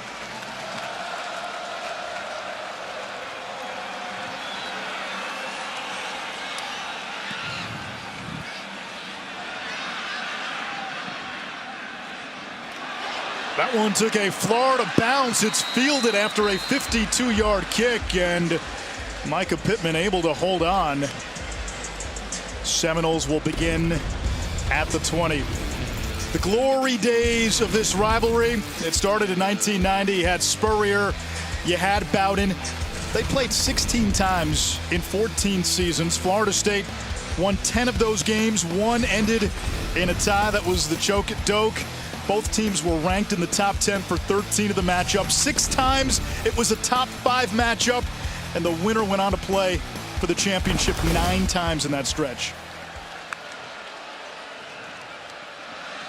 This is Benson. A yard brought down by the safety Dean. This Florida defense gets a big upgrade in the second half. Their best player, linebacker Ventrell Miller, is back. He sat out the first half due to a targeting penalty last week. He's back, and I bet you he's ready to fly around sideline to sideline, start popping some pads. Ventrell Miller, great fifth-year senior for the Florida Gator defense, can really do it all, has a lot of speed, knows how to shed blocks with his hands, get off of them, make tackles in the backfield. Benson again, and not much. Third down and long. Florida State today 3 of 7 on third downs, north of 50% on the season. And that's exactly why they're 3 for 7 right now.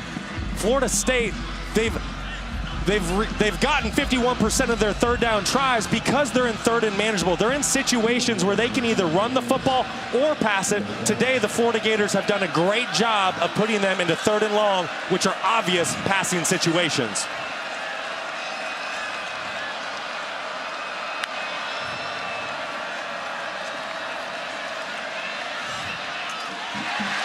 complete to Pittman, and a first down at the 35-yard line. A gain of 12 for Micah Pittman. You know his dad played for the Bucs in the NFL. Brother plays for the Colts. You'll see him on Monday night. And that just shows the offensive genius of Mike Norvell. He's getting a wide receiver there. Late hit, defense, number 52. He's getting a wide receiver. Automatic first down. Matched up on an inside linebacker, and Amari Burney. A receiver's going to beat a linebacker every time. Great job of getting your playmaker in a favorable matchup. And there's the late hit on Antoine Powell Ryland Jr. Just a little inside curl route. He's able to break away versus man-match coverage. Like I said, a receiver on an inside linebacker, the receiver's going to win every time. And there's Travis cutting a jagged path inside the Gator 45. Looked like a speed option on first glance, and he ran a counter. I think the more you can get Jordan Travis in situations where he's running the football, even if it's a pass outside the pocket where he has the option to tuck and run, you can see what he's capable of with his legs. The kid has lightning speed. 66 yards on the ground. He'll hand it off this time. And that's going to be close. It'll bring up third down and short. Now this is where Florida State is used to living on third down. They've done a tremendous job all season of being in these situations. Don't be surprised here if they try to run it to get a new set of downs. And this could be 4-down territory if they don't get it. They do run it, and they do get it. Trey Benson again.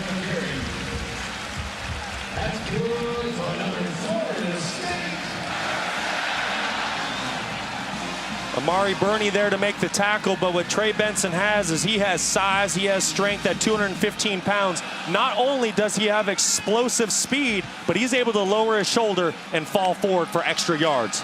Very powerful running back.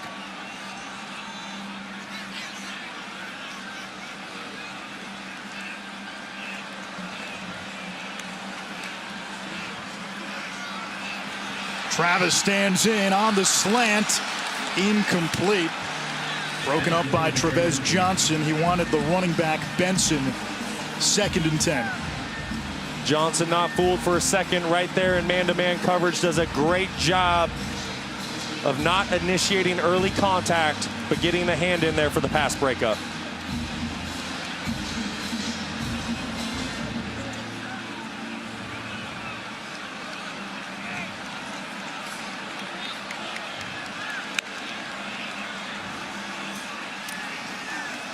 Handoff.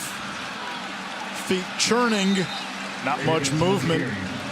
Only a yard on the play. It's another 3rd and long for this Florida State offense. Benson with his 12th carry up to 68 yards on the ground. And this really puts the Florida Gators defense in a bind. They like playing man-to-man defense on 3rd down, but if you do that, no one has eyes on quarterback Jordan Travis. It's going to be a great chess match here. Do you play man or zone to keep eyes on the quarterback? 9th play of the drive. Travis throws, able to complete. It's Preston Daniel. Normally a blocking tight end, just his 3rd catch of the season. It's shy of the marker. It'll bring up 4th down, and it looks like the offense is staying out there. No surprise. No hesitation by Mike Norvell. He's very confident in his offense and what they can do. Florida Gators, great job of forcing this 4th down, though, playing a zone defense, playing at the sticks, rallying to the tackle. 3 tight ends into the game. Benson's the running back. And Billy Napier wants a timeout. First time out of the 4th half. down, 2 to go for the Seminoles. 9:39 to go in the 3rd.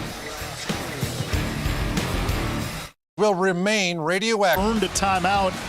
They didn't have the right personnel on him. They didn't, and Billy Napier was visibly frustrated. You could just tell the steam was rolling out of his ears. He was just saying, how do we not have the right guys out there on the field, the right personnel to match Florida State? Now, on the flip side for Florida State, expect to see some type of zone read scheme where Travis could give it, keep it, and still have an RPO option for the third layer of this play. He fakes the pass. He'll run. He's got a first down. He created his own RPO. He said, hey, you know what? I'm not going to throw it. I'm just going to pump fake it, get you to jump up in the air, and then I'm going to run it by you. I tell you what, this kid's having a lot of fun tonight, just trying to will his team to victory. That's the PRO our friend Dan Orlovsky keeps talking about. Pass-run option. Travis, play action. Throws on the run, knocked down. That was Ventrell Miller making his presence felt. We've seen a couple times tonight where both quarterbacks have tried to throw footballs into windows they don't normally try to do. They've done a great job this second half of the season of protecting the football, especially Jordan Travis. You almost have to wonder if the emotions of this big game are starting to play a factor in the decision-making of the quarterbacks. Travis in the month of November, north of 80% for completions, 9 of 23 tonight.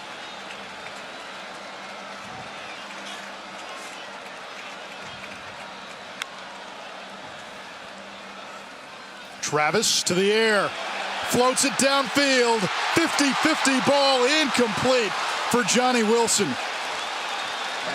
Marshall in coverage. They've gone to Wilson now 7 times. He only has 1 catch. Johnny Wilson and Jason Marshall Jr. out there on the outside having a great one-on-one battle tonight. Right there, Johnny Wilson had a couple steps on Marshall Jr. That's one that Jordan Travis needs to get up a little bit earlier, get his eyes out in front of his target, and make sure that Johnny Wilson can run under that one for an easy 6 points. 3rd down, 10 to go. Toa Philly, the running back. Delayed pressure. Travis looking for Pittman. It's tipped. And was that caught? It was caught out of bounds, and one official at the end of the play ruled it an incomplete pass. The ball was tipped, caught by Florida, but out of bounds. No interception for Trevez Johnson, and now it's 4th and 10 from the 28-yard line. Offense still out there. Florida State has had some kicking issues this season. The ruling on the field is an incomplete pass. The previous play is on a video review. Take one more look. Just need 1 foot in bounds in the college game. Hill tips it. Johnson. I don't think he had possession when that foot was inbounds. Need to have possession with 1 foot inbounds. After a replay review, the ruling on the field stood. So Trevez Johnson made the catch going out of bounds, just didn't have possession when that first foot landed inbounds. So now Ryan Fitzgerald will try a field goal from 46. He has already missed today from 37. It's been an up and down season for Fitzgerald. This to tie the game.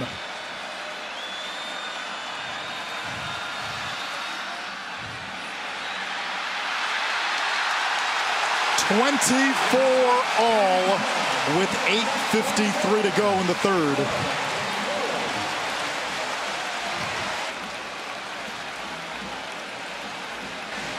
This week on Monday Night Football, 2 teams trying to stay alive in the AFC playoff hunt. Matt Ryan and the Colts hosting the Pittsburgh Steelers. Coverage begins at 6 Eastern on ESPN with Monday Night Countdown. Also, don't forget the College Football Playoff Selection Show comes your way Sunday, December 4th. That is 1 week from Sunday.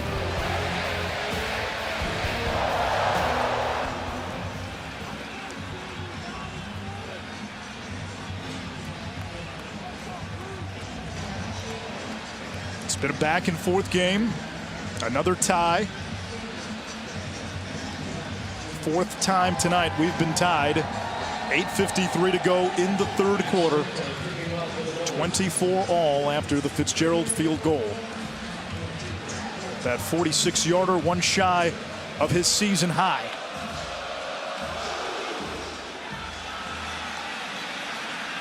Fair catch is made, and Florida will bring it out to the 25-yard line. The Gators went 3 and out on their opening possession of the third quarter. First punt of the game for Florida. Anthony Richardson back out there, 5 out of 12. Haven't seen him use his feet as much the last couple of games. Yeah, he hasn't really needed to. You know, Montrell Johnson Jr., Trevor Etienne, they've really handled the load when it comes to the run game for the Florida Gators.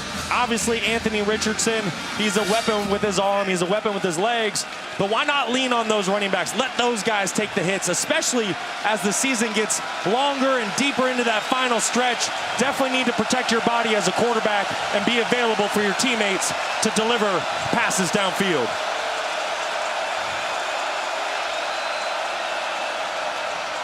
Screen pass for Reynolds offline.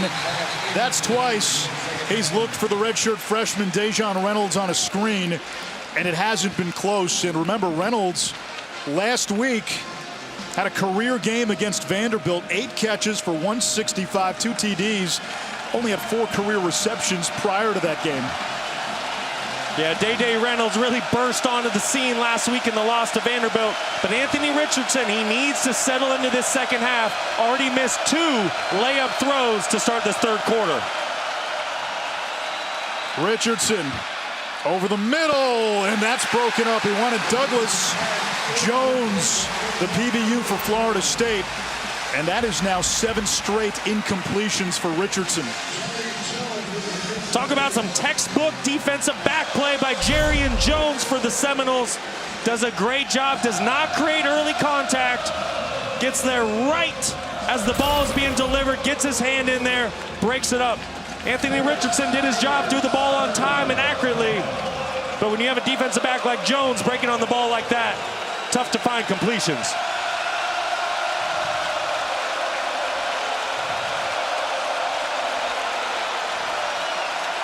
Here's the blitz.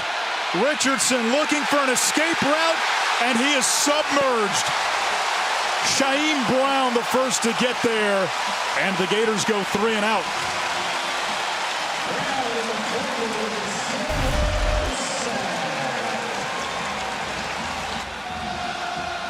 Anthony Richardson, really with the coverage sack here. Florida State coming out with a 5-man rush, a bare front, playing man-to-man defense behind it. Seminoles did a tremendous job of locking down all the wide receivers in their man-to-man matchups. Anthony Richardson had nowhere to go, went to take off to run, but there was a spy waiting for him.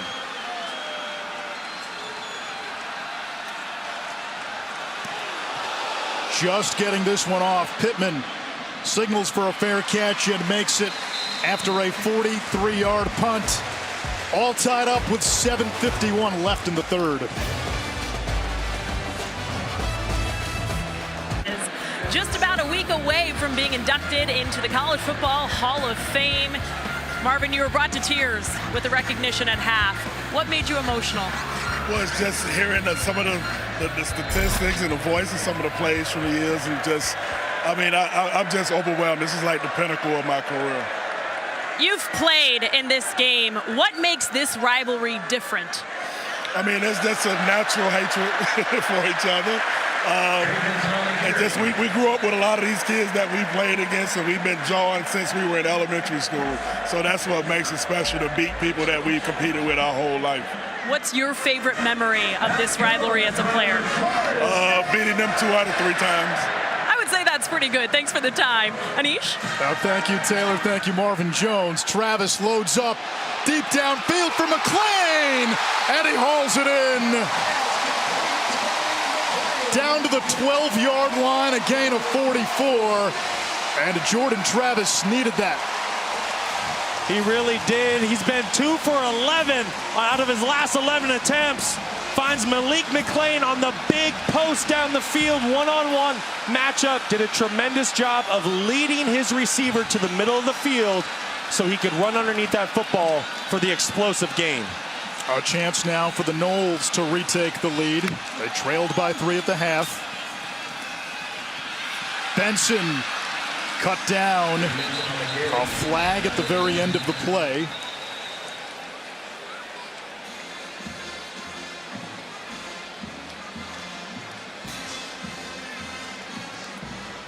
There's no foul for holding on the play. The result of the play is a second down.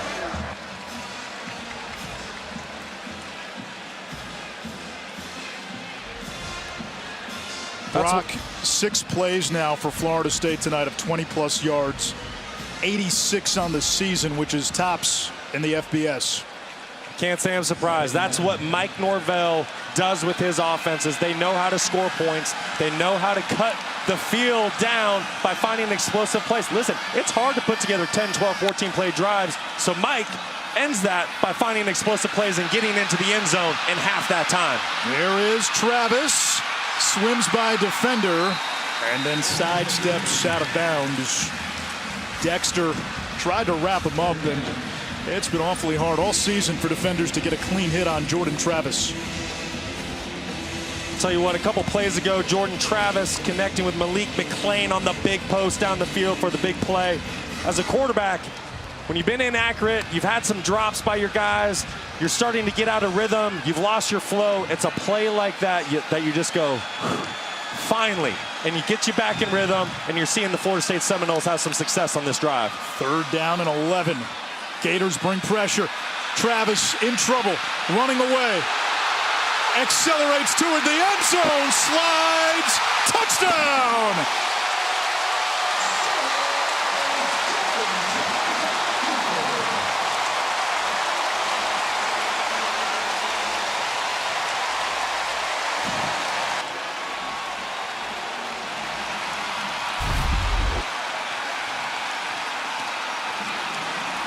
Jordan Travis doing everything he possibly can tonight to will his team to victory.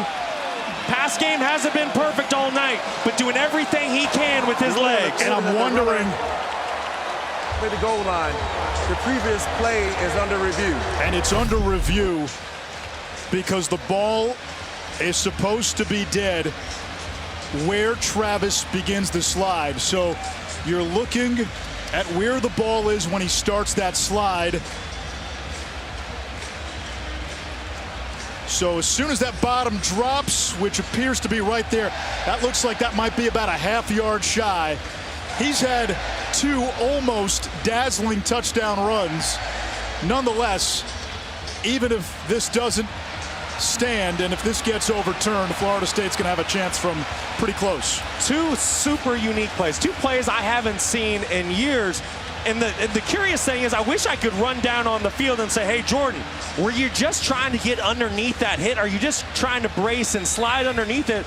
Or are you actually trying to slide? Because if I had to bet on it, I don't think he's trying to slide. You're not going to slide in this rivalry game when a touchdown's on the line. But he needs to make it clear and lower his shoulder. At the 1-yard line. The ball will be placed there. It will be 1st and goal. And that's the right call. Again, as soon as his backside, his bottom, starts to drop, that's where the slide begins.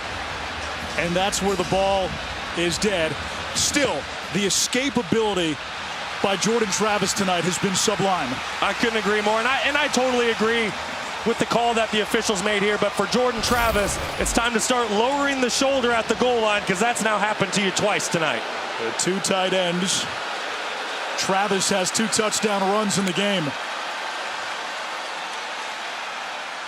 This time it's Benson pushing forward.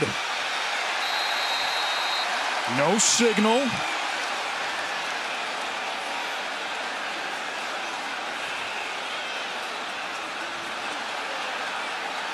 Don't forget, you have 415 pounds in there anchoring that front for the Gators with Desmond Watson. They will mark him just short, so it's 2nd and goal. The one thing that Travis scramble did was give Florida State a new set of downs.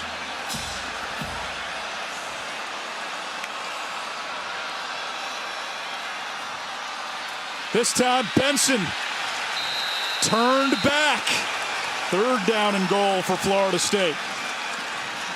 Desmond Watson once again, the man squats over 700 pounds. Bench presses over 500 pounds. He lives for moments like this down there on the goal line. You can almost see the sneer of cold command. Just come and try to run through me. He says, listen, this touchdown's not coming through the A-gap. If you want to score, try the perimeter or put the ball in the air. Travis comes under center. Toss left, Benson angles in for the score.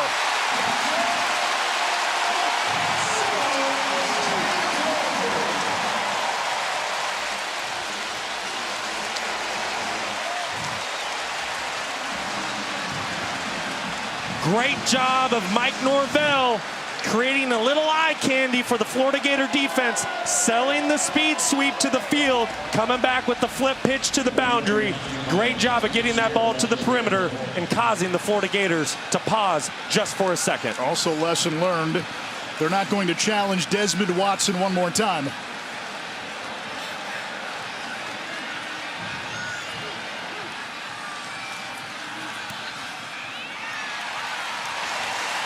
Florida State on top after the touchdown run by Benson. For Florida State tonight, it's been all things Jordan Travis on that last drive, getting things started off with the big post down the field for another explosive gain for the Seminoles, coming back with another incredible run. And then the Florida State Seminoles punching it in on a flip play to take over the lead at home at Doak Campbell Stadium. Jordan Travis, ladies and gentlemen.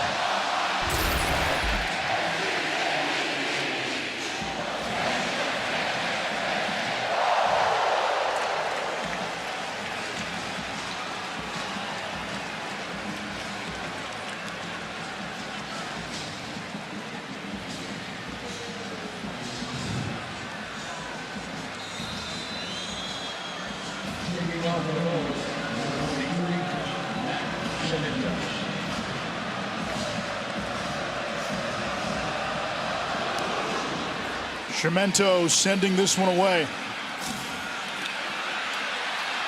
Etienne out to the 25-yard line. Explosive plays have been a big weapon for Florida State all season and certainly tonight.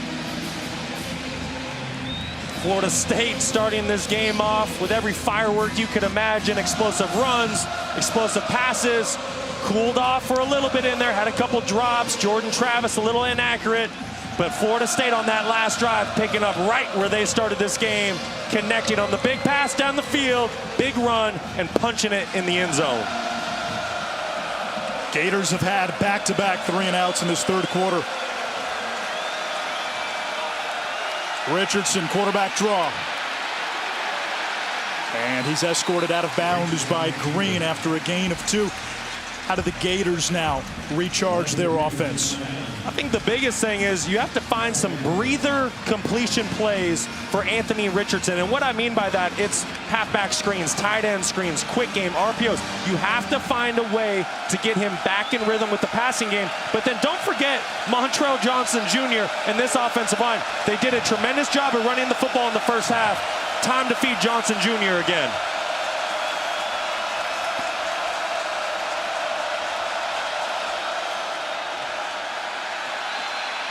Richardson lets it fly. Pearsall fell down. No flag on the play. And the Gators now in danger of a third straight 3-and-out. Little friendly fire there. I think the legs just got tangled up between the two battling on the outside. Interesting, though, by the Florida Gators. They came back with the same pass play that they scored on early in the first quarter, with Ricky Pearsall selling the corner route and then taking it to the go route, the double move. That time, Seminoles win.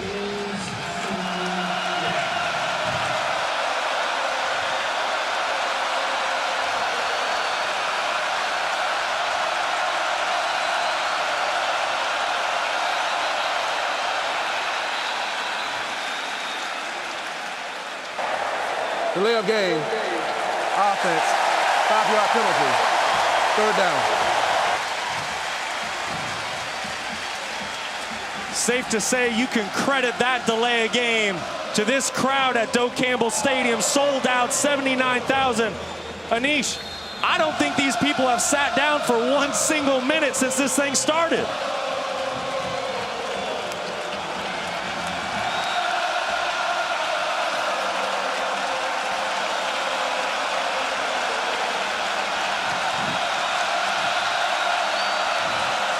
Blitz. Richardson launches deep. Incomplete. Wanted the freshman Douglas. It's fourth down. Florida. 3 straight 3-and-outs. Richardson. 9 straight incompletions. It's like we've seen a microcosm of his season play out tonight. What a play by free safety Shaheem Brown coming from the middle of the field. Florida State Seminoles playing a man-to-man defense, a man free. Shaheem Brown flying out of the middle to break up that pass play. Got there just as the ball arrived. Textbook play.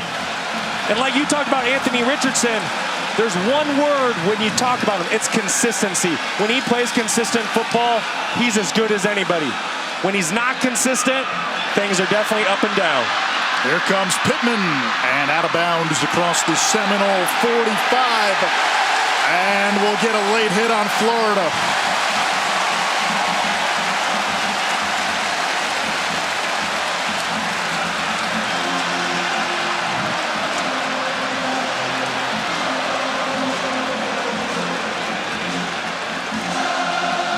The tensions of a rivalry game.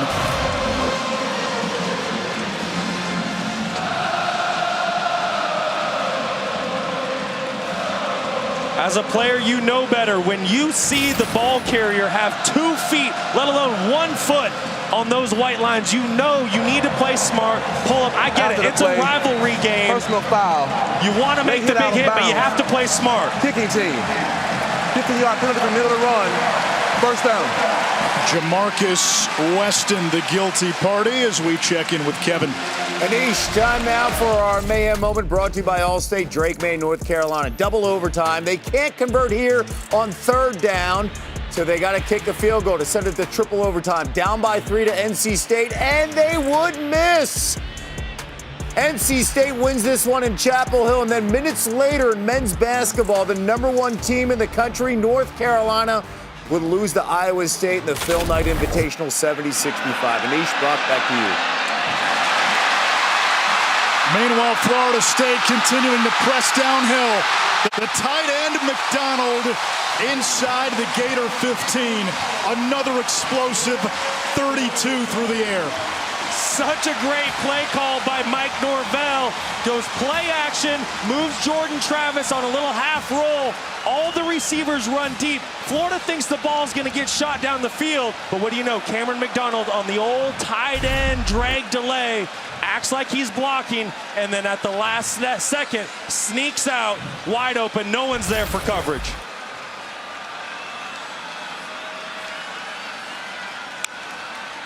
Two tight ends into the game.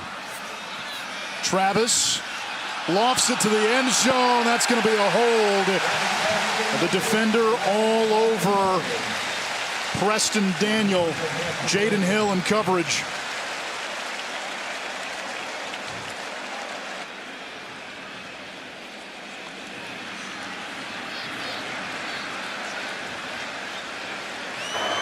Before the pass, holding, defense number 0. Penalties half the distance, automatic first down. So that's Trey Dean, who had Daniel, mostly a blocking tight end, all locked up right there. And you just wonder how much gas that Florida defense has left. They've been out on the field a lot more tonight than the opposing team's defense at some point, especially in this heat and humidity. That's going to be very taxing on your conditioning, and you really see Florida State starting to take over this momentum. Travis rolling right, throws, end zone, touchdown Knowles, Portier.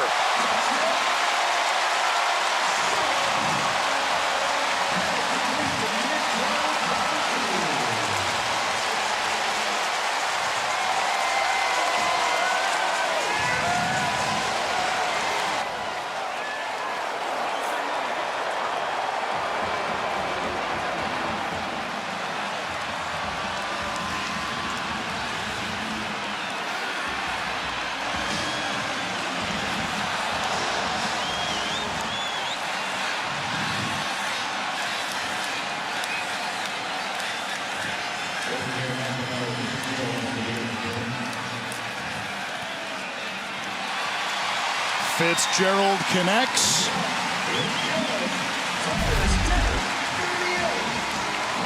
You really get the sense that Mike Norvell is starting to catch rhythm as a play caller, getting the Gators on their heels. Kentron Portier does a great job of sliding behind the Gator defense off the play action. A lot of eye candy there for that Gator defense to look at. You got a speed sweep, you got a play action, you got a boot. Portier able to slip into the back of the end zone and makes a tremendous catch with the ball behind him. It's been a one-score game up until now. Florida State with its largest lead. And Brock, I'm sure in the back of the minds of this Gator defense, Travis rolls out of the pocket and he's on the move. He has gashed this Gator defensive front with his feet. That's got to be in your mind too. Certainly. Is he going to throw the ball to hurt you? Is he going to run the ball to beat you? Is he going to hand it off to the speed sweep? Is he going to hand it off to the inside zone? Like I just said, there's a lot of eye candy, a lot of distractions that gets the defense to pause, and Jordan Travis is certainly at the forefront of that.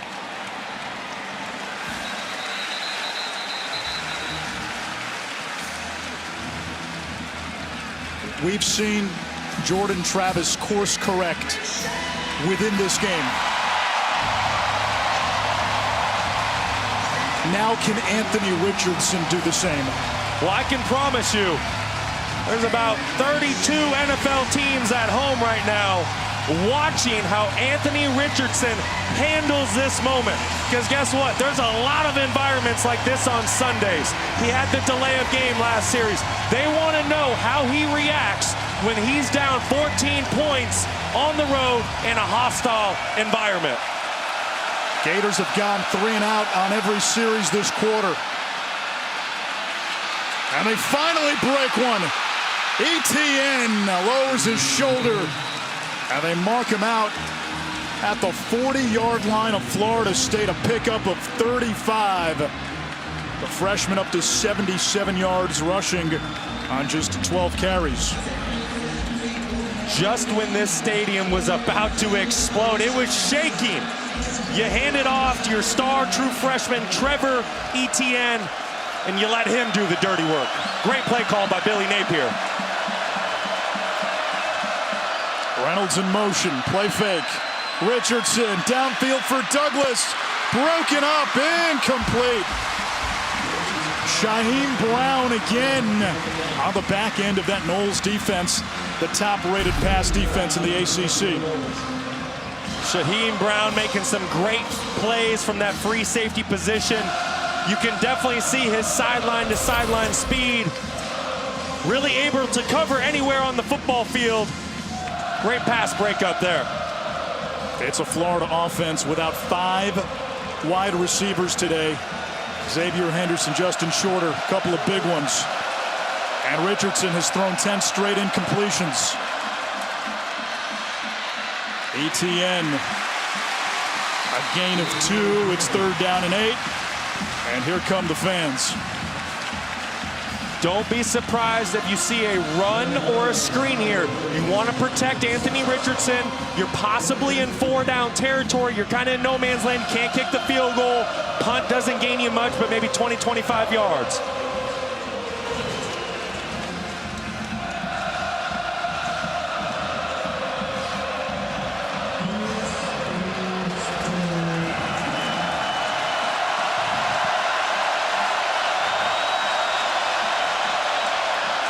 Richardson keeps, stumbles, Cyclones out of trouble, and uses that 230-pound frame to fight forward inside the 25. That turned into a 15-yard gain and a Florida first down. I tell you what, I have goosebumps right now. This is what rivalry football is all about. Neither one of these quarterbacks wants to lose tonight. You can see the will to win right there with Anthony Richardson. Big time play by the 6'4" sophomore from Gainesville. His favorite player growing up, Cam Newton. Up the middle, and not much. No gain on the play, maybe a half yard. It's the corner, Jones making the stop, 2nd down.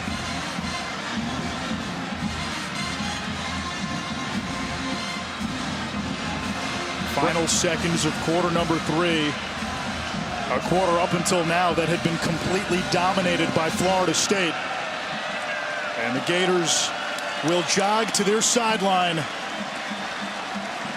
They've got it at the 23-yard line of Florida State when the fourth quarter begins. And you have to wonder if that last run by Anthony Richardson can be the catalyst for a comeback, or will Florida State plant the spear into the heart of Gator Nation?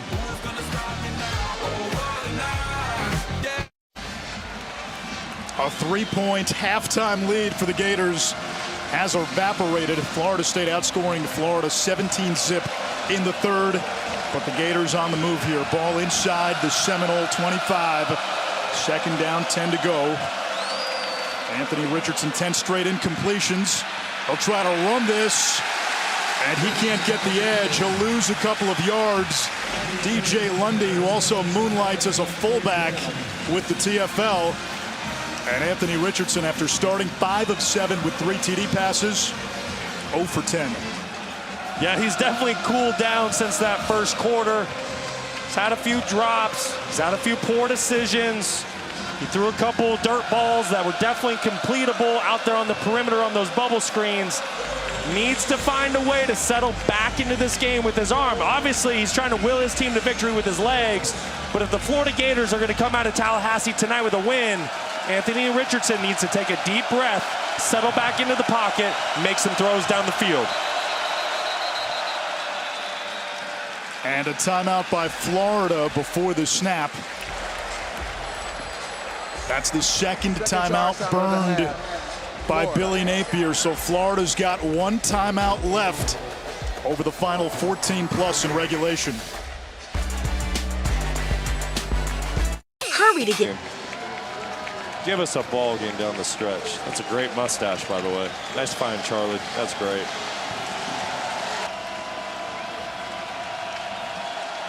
Third down and 12 for Florida.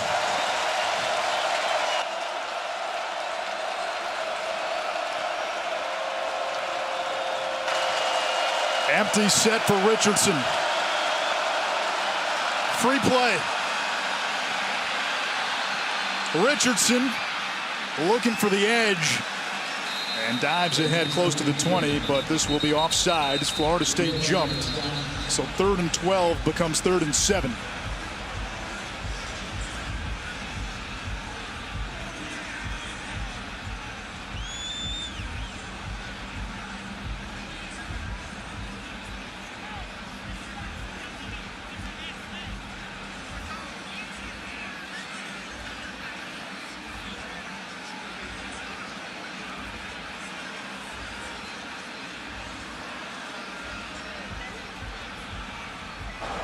Defense, number 5, 5-yard penalty, remains 3rd down.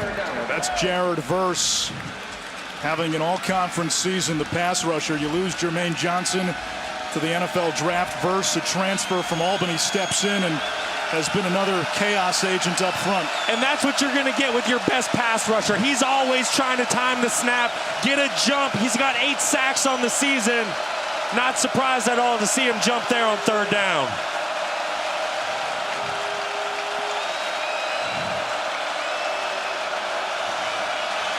ATN goes wide. Quarterback draw. Richardson. Legs churning. Can he get there? Going to be a little shy. 4th down, and Florida, you better believe, is going for it. They had a 4th and short earlier. Maybe it was a 3rd and short. You got 6'4", 230 at quarterback. Might see Richardson up the middle again on a sneak. You certainly might, and you see the strength that Anthony Richardson has. He was met by defensive end Derek McClendon in the hole. McClendon's 245 pounds, and Richardson fell forward. Well, Richardson's helmet came off, so by rule, unless Florida wants to burn a timeout, Richardson has to exit for 1 play. And remember, the Gators only have 1 timeout, so Jalen Kitna comes in, and I know there's 13 minutes to go. You might have to think about using a timeout here.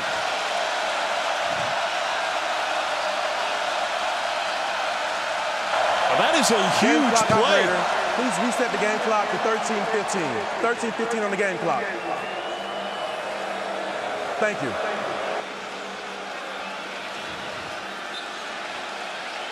They adjusted the game clock, so Jalen Kitna in there at quarterback. 4th down. Richardson on the sideline. Kitna under center. Hard count.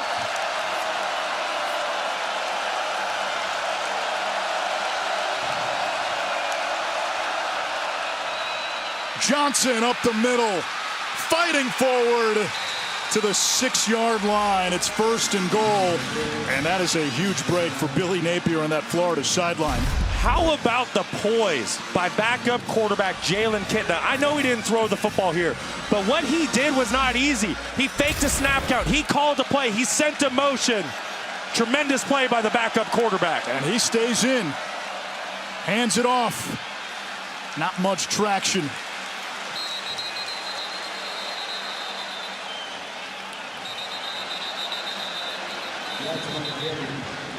Penalty marker down. Richardson making his way back on the field. And Verse is down for Florida State.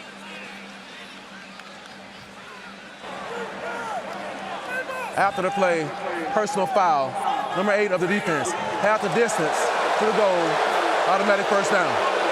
Penalty is on Renardo Green. Verse is down for the Seminoles. A lot happening for an injured player in that last sequence. They got a 4th down, down 2 scores. Maybe the biggest play of the game up until this point for Florida. Richardson out with the backup QB in. They're able to convert.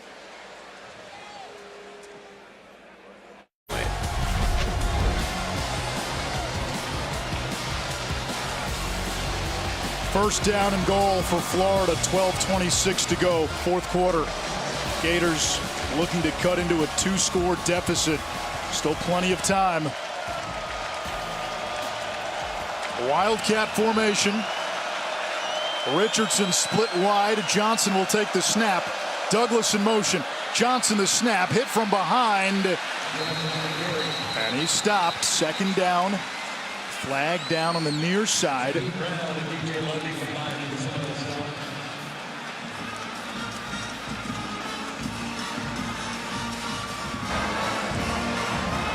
Outside, defensive end. The Panthers have the distance to the goal. 1st down.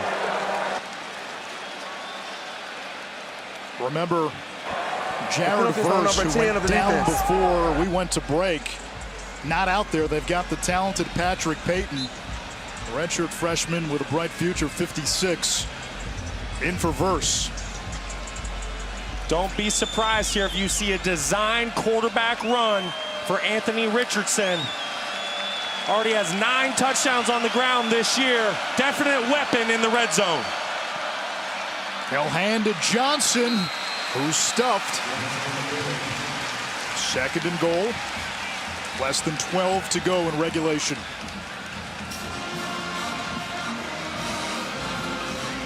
I would love to see Richardson get outside the pocket, be on the run, give him the option to throw the football, run the football. He's so talented and just oozes athleticism.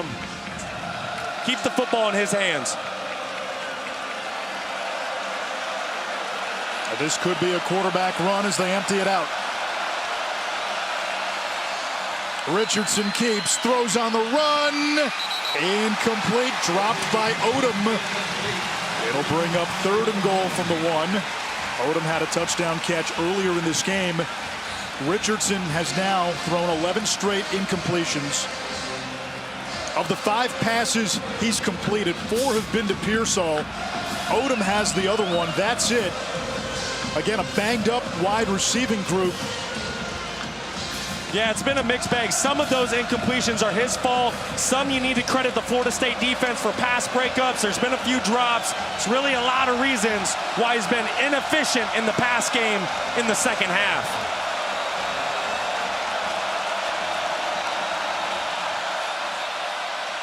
Johnson finds a lane and scores, but there is a flag.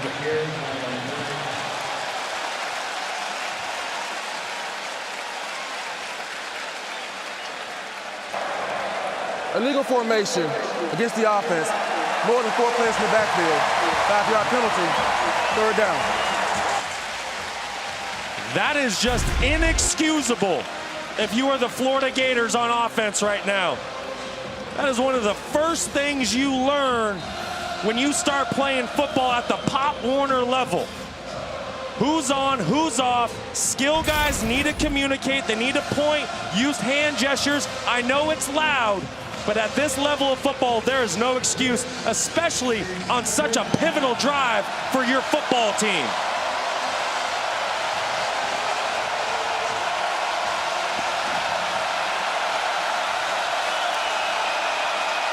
Edge pressure. Richardson rolling out toward the end zone.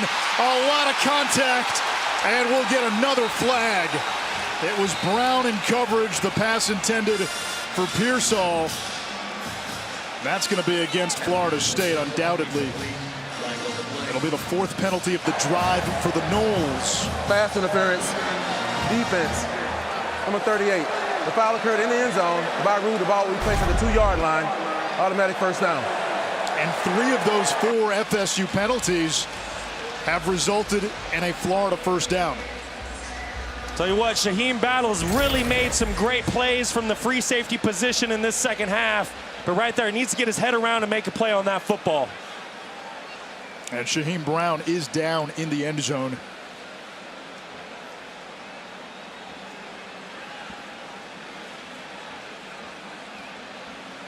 This might be the weirdest goal line sequence we've seen all season. This is almost to be expected in rivalry games like this. You know, like I said before, and I'm not kidding, I don't know if the majority of these fans have sat down one time this game, and you can see that energy and that emotion playing out from both sidelines. These players really giving it their all, and you can tell both of these teams are going to do everything within their power to win this football game. Florida State 2 wins away from 10 wins. Florida looking to wash away the aftertaste of a loss to Vanderbilt last week.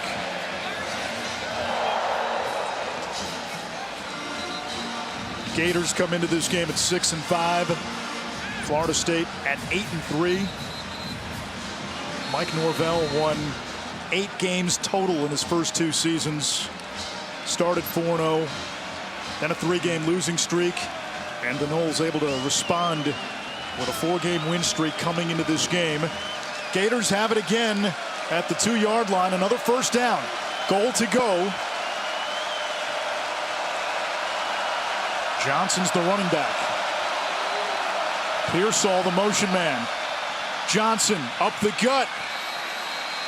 And sandwiched a yard shy. Picked up 1, 2nd and goal from the 1. How many plays have we seen run down here inside the 10-yard line? I'll tell you what, this Florida State defense is stout. Just right there, the Florida Gators' right side of their offensive line washed down that Seminole defensive front, but the second level was there to make a play. I'll tell you what, there's a lot of juice down there on the football field right now. Johnson leaping, and he's in. Tried to lunge over the pile, extended the football, and as soon as that ball breaks the goal line, the ball is dead, and it's a touchdown. Listen, you give the Florida Gators that many plays from inside the 5-yard line behind an offensive line that averages almost 325 pounds. It's just a matter of time before they're going to be able to punch it in. Now they showed the replay, and the fans want a closer look. They look at every scoring play. The ruling on the field is a touchdown. The previous play is on a video review.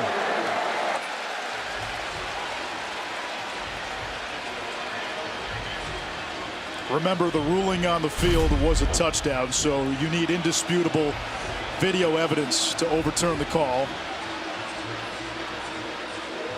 Yeah, this is going to be all about what type of camera angles we have. Are we able to see the football?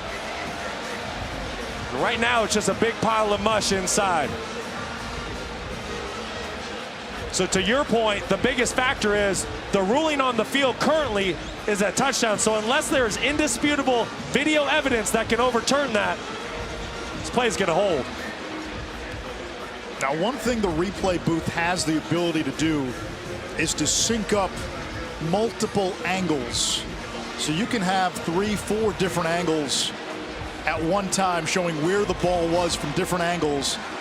And that way, they can get to a point, and if it's not the angle that they want, they can say, okay, freeze it here, cue it up to the same timestamp from a different angle, and does it show you if he's in? After video review, the ruling on the field stands. Touchdown. So stands, which means not enough evidence to overturn the call. That's one where if he was called short, that call would have stayed. Right. Because there was no indisputable video evidence. But I tell you what, I didn't know the officials had all those camera angles. That sounds pretty nice. We need to get some of that in this booth. We've come a long way with technology.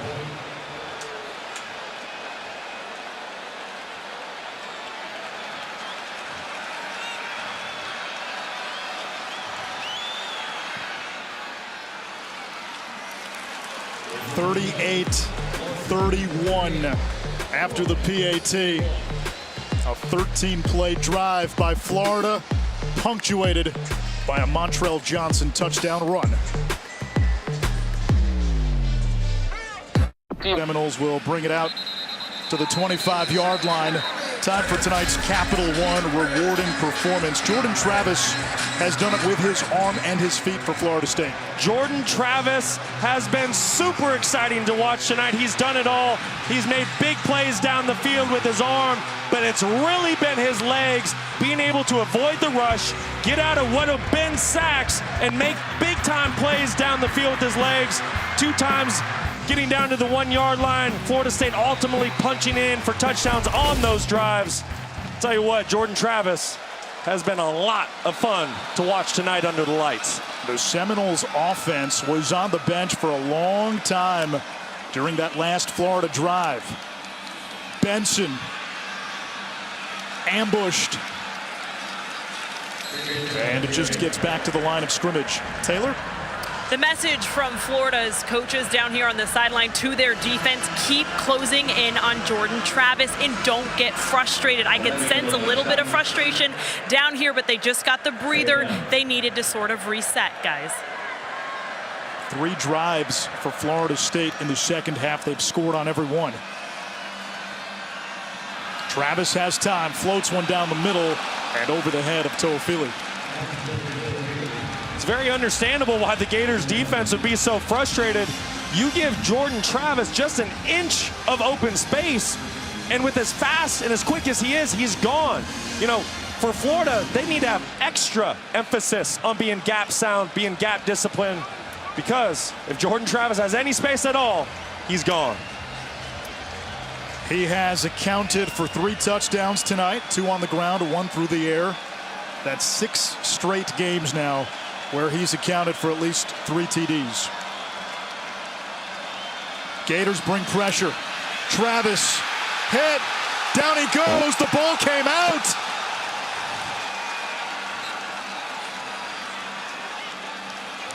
Antoine Powell-Ryland creating the fumble for the Florida Gators coming off the edge. Florida State did recover, and the Seminoles now have to punt. Pearsall, the return man for Florida, and momentum swinging back to the Gators. What a play by Powell-Ryland, just chopping down the arm by the offensive tackle, ripping through, getting underneath that block, and making a huge play for the Florida Gators. Toafili able to cover up the football. Mastromano the punt. Pearsall has some room to run and zigzags his way to midfield. A 44-yard kick. Rivalry weekend continues tomorrow on ABC. USC trying to keep its playoff hopes alive at number 6 in the latest college football playoff rankings. They face Notre Dame, and USC then will play in the Pac-12 championship. And If they beat Notre Dame, win the Pac-12 title game, to go along with the win against UCLA last week, that's 3 straight ranked wins to close the season. It would be awfully hard to keep them out. I certainly agree, and you do have to remember the only loss that the Trojans suffered this year was on the road against a great Utah team. They lost by 1 point on a late 2-point conversion by the Utes. From midfield, the handoff to Etienne. And he is dropped by Jones after a pickup of 5. Florida in Florida State territory. You got to assume it's going to be the run game here. Anthony Richardson has not completed a pass in the second half. He's 0 for his last 11. And there's an injured Seminole now.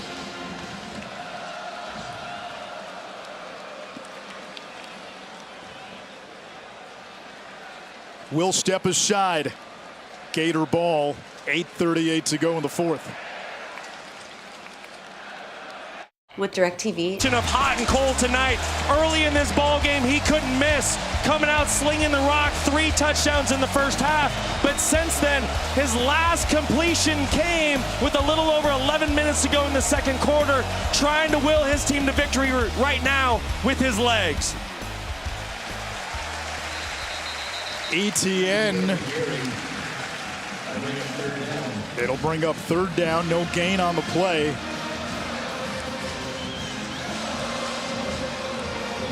And talking about Richardson's struggles, not all of it's been on him. He's delivered some really good footballs in the second half.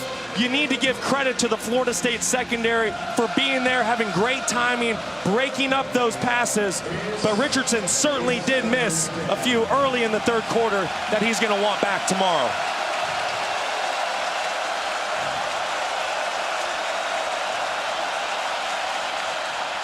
They run it. Big hole for Etienne. Etienne in the end zone. The Gators a point after from tying it up.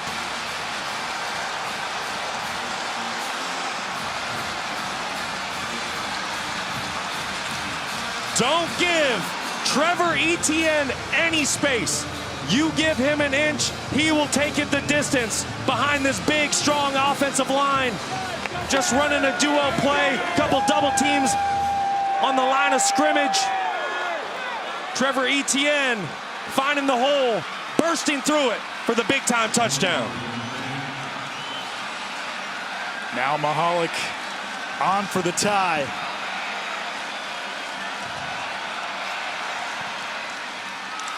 The extra point good.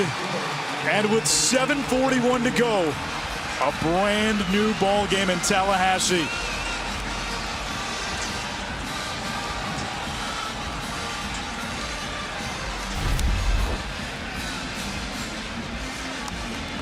Definitely some confusion by the Florida State defense. You see some late communication, trying to get lined up. The Seminoles weren't set, and the Gators took advantage of it. A Mack truck could have gone through that initial hole, and then Trevor Etienne with the afterburners getting into the end zone. How about this, Brock? Trevor Etienne tonight, 17 carries for 129 and a touchdown run. His brother Travis, in Travis's final game against Florida State in 2019, almost an identical line. 17 carries for 127 yards. How about that?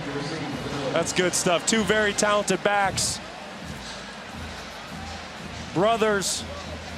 One a ton of fun to watch on Sundays.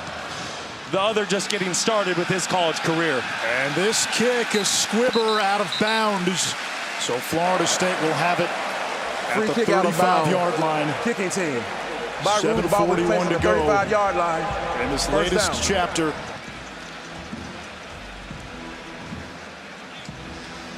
Let's check out this week's college football rankings brought to you by Capital One.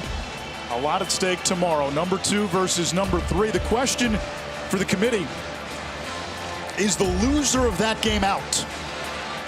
To me, it depends on how you lose that football game.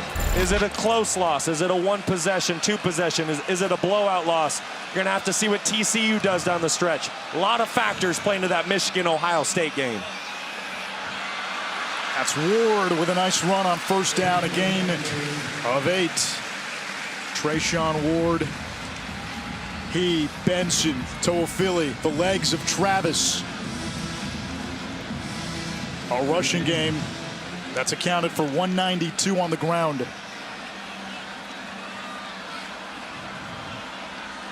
Jordan Travis, cool, calm, collected, taking his time, making sure there's great communication and everyone's on the same page right now for the Seminoles. Back to Ward, got away from one, and then wrapped up for a big loss. It's third down. Princely Umanielen, the first to get in there. Third down back at the 39-yard line. Powell Ryland making some big plays here in this fourth quarter. Caused the fumble a series ago, coming back with a big play there. You can tell this Gators defense playing with a lot of emotion and passion right now.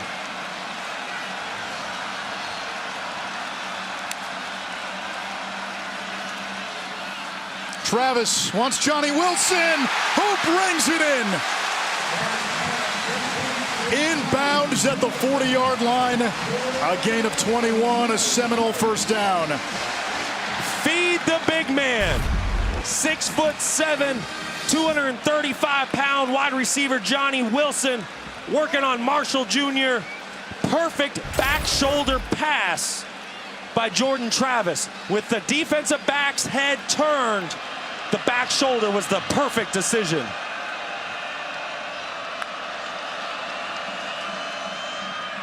Travis, long mesh point, moves the pocket and slides down. They mark him down where he started the slide. A gain of 4, 2nd and 6.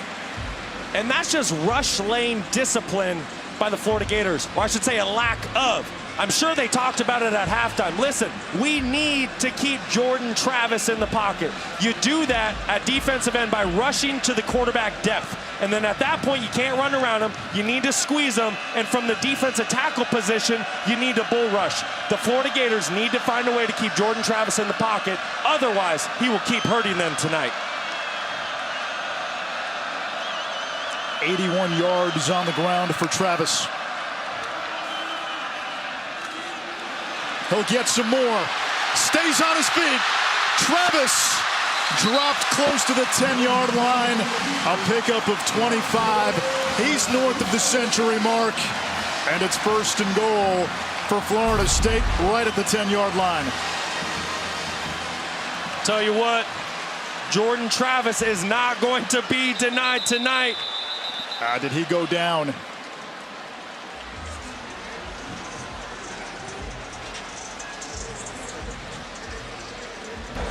The ruling on the field was that the runner was not down prior to completing the run. The previous play is under review. That right knee is the question.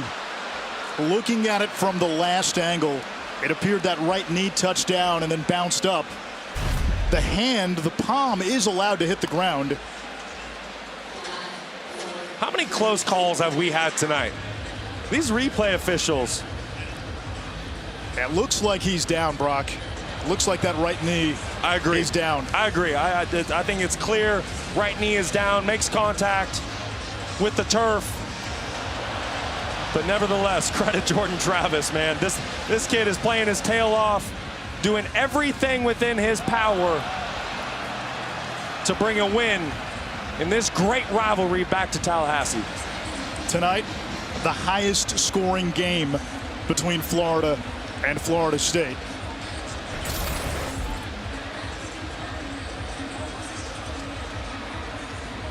So it looks like he went down at about the 33, and if the call is overturned, it's not going to be a first down. You're looking at 3rd and short.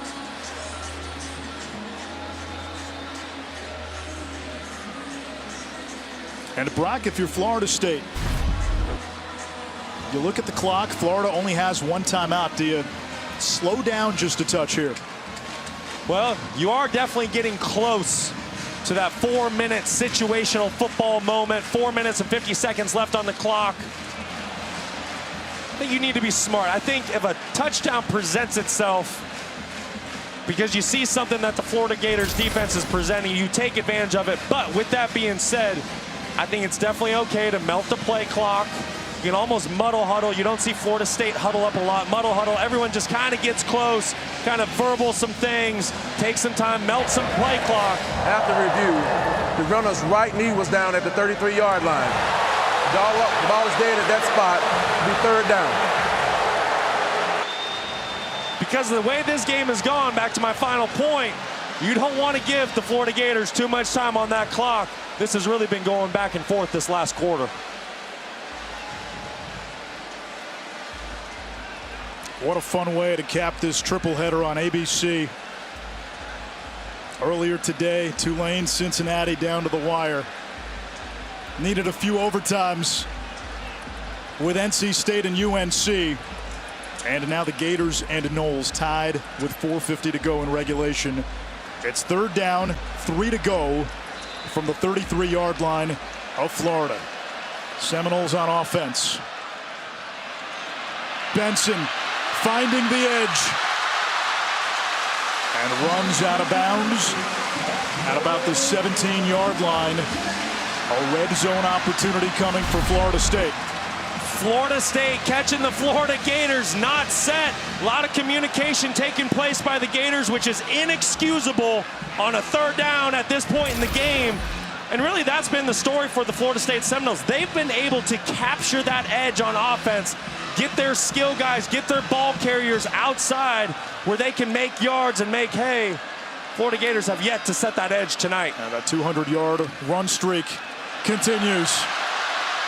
They'll add on with Benson. Steel hammer, stiff arm, and a touchdown.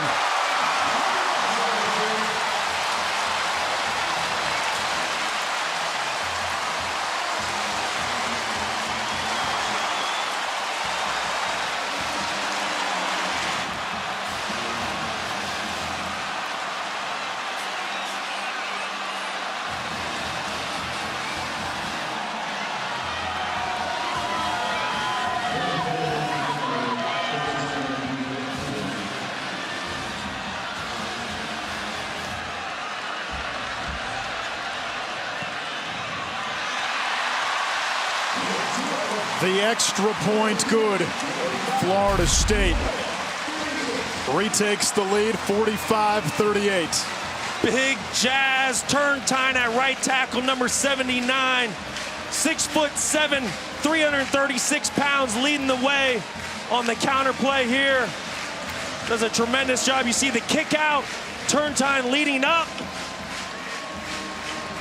That is textbook run game play by the Florida State Seminoles. Mike Norvell has his offense hitting on all cylinders tonight. As we told you, highest scoring game in series history, which was true before the Benson touchdown. 3 TDs for Trey Benson, 111 yards.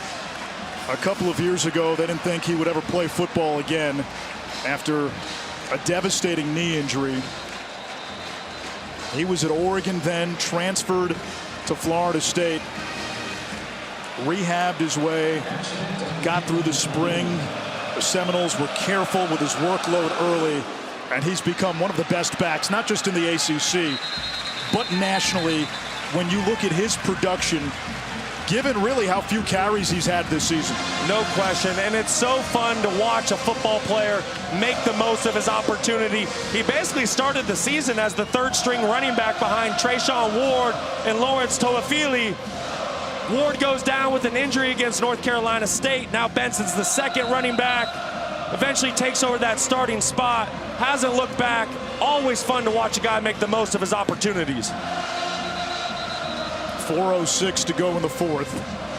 Remember, the Gators have already used 2 timeouts. And their quarterback, Anthony Richardson, has not completed a pass since early in the second quarter. 250 rush yards for the Gators tonight.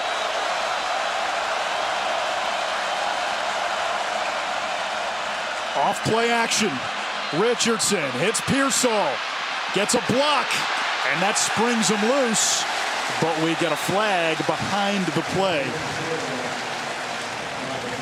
Might get a block in the back here on Dante Zanders.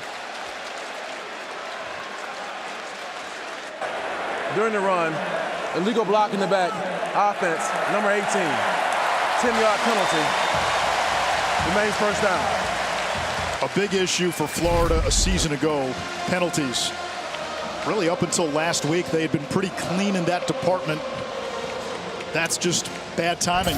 Certainly, and that's one that Zanders just doesn't need to do. It's one of those things that you learn in Pop Warner football. I remember my dad at my first fourth grade practice, he said, listen, if you can read the guy's name on the back of the jersey, don't push him. That's one where Zanders needs to be smart. No need for that block in the back.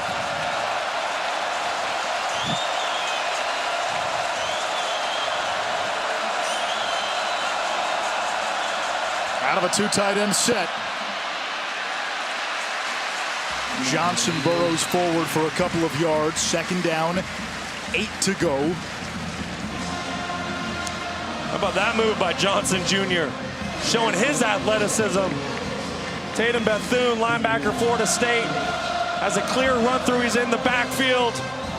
Johnson sidesteps him, finds a way to get positive yards.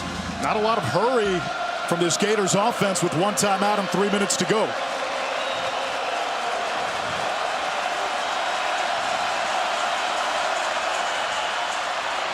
On the ground, Johnson stood up. No gain, it's third down. Deloach and Bethune at the point of attack.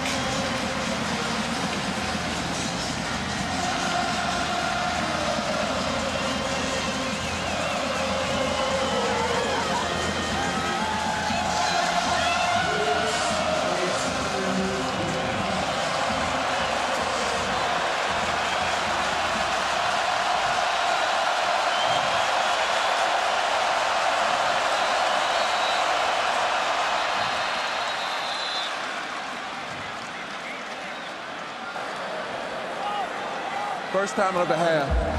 Florida State. 30-second timeout. Knowles want to talk it over defensively, knowing full well you get a stop here. And if you get the ball back, the game's probably over. Certainly, this is the most critical third down of the game for the Florida Gators.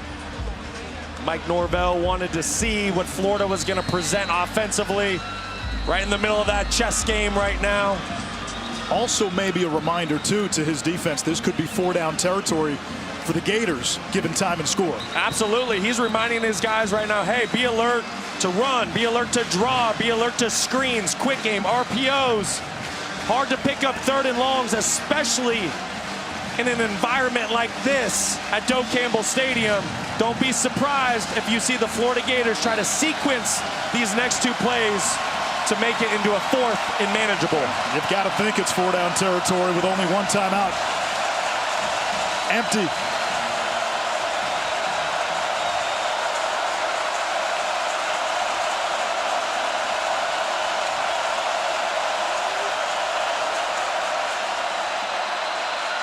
Richardson in the pocket.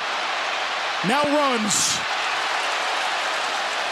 A flag is down as Richardson takes it to midfield. The penalty marker back at the 23-yard line. Coming back, offensive holding. Holding. Offense, number 65. Picking up from the previous spot. Third down. Kingsley Iguacan to center. It's so hard as an offensive lineman because you don't know if your quarterback is going to stay in the pocket or if he's going to take off and run. That's one where Richardson takes off and runs. Kingsley doesn't know it. Gets caught holding. Yeah, there's no urgency right now. It's 3rd and 18, less than 2 minutes to go. Clock running.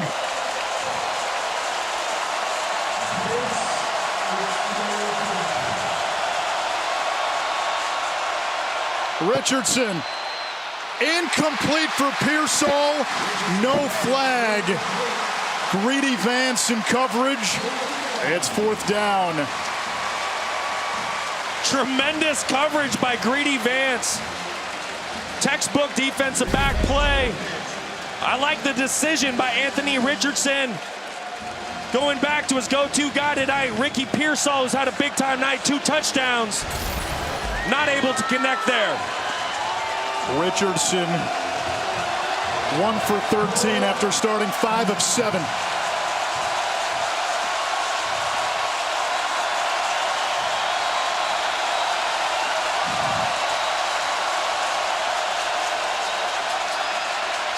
Richardson, incomplete. Florida State football. Hang on, there's a flag. Jarquez McClellan in coverage. Pass interference. Defense, number 1. 15-yard penalty. Automatic first down. And Florida gets a first down on the penalty. Florida just got an early Christmas present. That was textbook coverage there.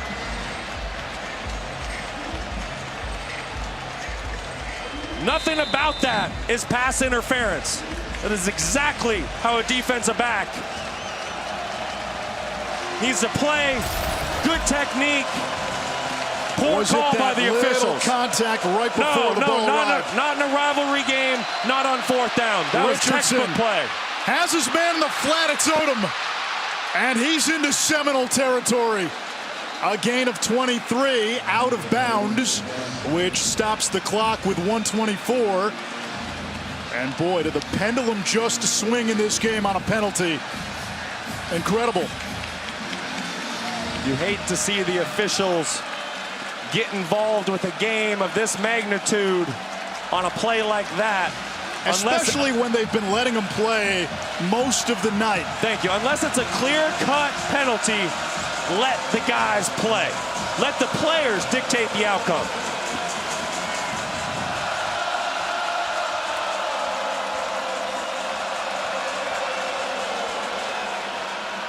Four-man twist. Richardson to the outside. Odom again out of bounds. Only 4 seconds elapsed. How about Jonathan Odom? Only 2 catches on the season entering tonight. You knew somebody was going to have to step up. 2 starting receivers down. A couple other backups for the Gators. Last week, Day Reynolds stepped up big. Ricky Pearsall stepping up tonight. Jonathan Odom.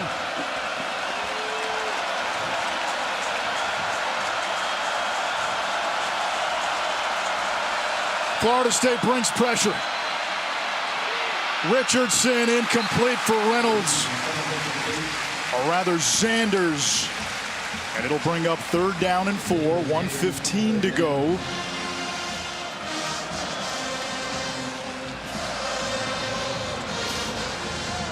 Florida State trying to get to Anthony Richardson.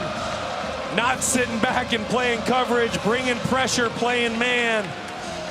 If Florida State's going to continue to play man defense against Richardson, Anthony needs to find his best one-on-one matchup. Me personally, that's Ricky Pearsall, and you need to feed Ricky. Pearsall in motion. Richardson keeps. Runs to the outside, sheds a tackler, and runs out of bounds after picking up the first down. 1:09 to go in regulation. Florida still has that 1 timeout. What have I said all night? Both of these quarterbacks doing everything within their power. You can see how much heart, how much passion, how much determination they're playing with. Jordan Travis, phenomenal football game. Anthony Richardson, phenomenal football game. A lot of credit to these 2 young signal callers. Seminoles load up the box. To the outside, that's caught. And that's Zanders. He gets out of bounds. And Florida right now moving the ball, Brock. They're getting out of bounds. They're not using up a lot of clock. No, they're doing a tremendous job. This has really been a textbook drive once they got their first down. And sometimes with a 2-minute drive, that's the most difficult thing. Once you get that first down, now you're in rhythm, now you're having positive plays, and you get in sync with your offense. From the 24, a drive extended on 4th down on a questionable pass interference call. Johnson goes wide. Richardson, quarterback run, and drags a man with him forward. 1 minute to go. We get a timeout by Florida. So the Gators are out of timeouts with a minute to go. Third and final timeout of the half. 24 yards to go, Florida. 21 yards to go. 30-second timeout. Let's go back to the PI call. 4th and long. Brock, you thought it was very questionable. I really did. I thought Jarquez McClellan played this pretty good. I mean, yes, you can nitpick it and say, all right, there was a little bit of early contact, or maybe that right hand possibly hooked him a little bit early. But at the end of the day, it did not restrict the wide receiver from making a play on the ball. Yes, there's a little bit of contact, but on 4th down, rivalry game, the way you've been calling the game all night from the official standpoint, you've been letting the skill guys get after it a little bit and play. I did not like that flag. The closest official to the sideline ruled it incomplete right away. The flag came in from behind the play. Now, knowing what officials are looking for, I have a feeling once he saw that right hand from McClellan go on the right hip, that's usually an automatic indicator for pass interference. Gators now out of timeouts. 60 seconds to go, down 7. Keep an eye out for Ricky Pearsall in the slot.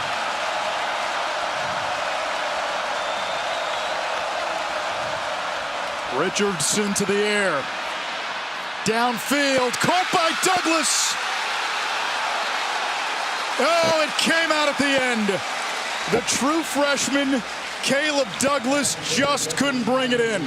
Had it in his grasp for a moment, could not complete the catch. I love this throw by Anthony Richardson.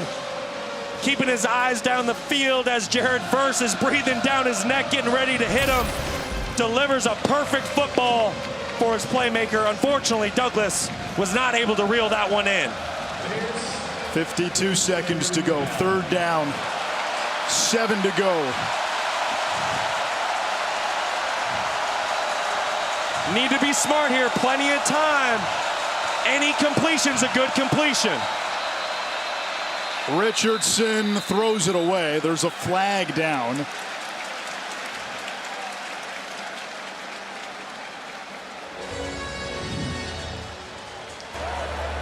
False start. Offense. 5-yard penalty. Remains 3rd down. I'll throw this out at you early. If Florida does happen to score here, do you go for 2? I had a feeling you were going to ask that one. My personality, absolutely. You're on the road.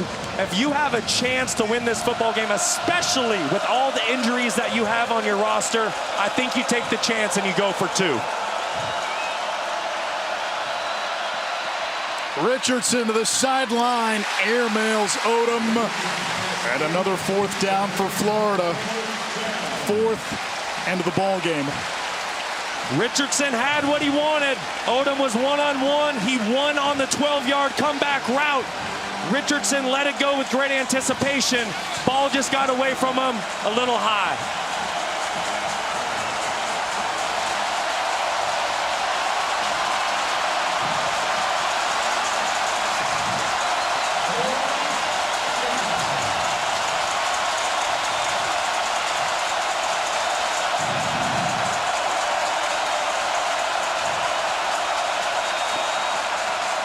Edge pressure. Richardson trying to get away. Chucks it downfield and complete.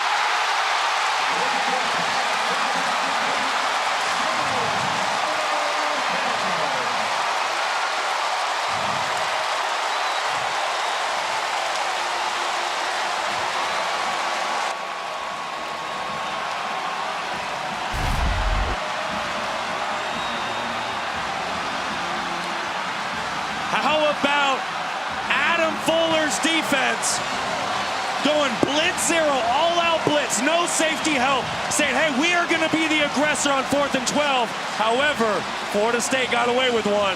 That certainly should have been a 15-yard face mask penalty. First down, Florida Gators. And every Seminole fan in this building and watching knows it, but they also feel Florida caught a break earlier in the drive on the pass interference call. How about that? And that is just how these rivalry games shake out. Neither one of these teams wanted to lose. They laid it all out on the line. A lot of heart, a lot of passion in this one. A kneel down for Florida State and the Seminoles end a 3-game losing streak against Florida. 9 wins for Mike Norvell. A chance to get to double digits in bowl season. And tonight, we witnessed the highest scoring game in series history.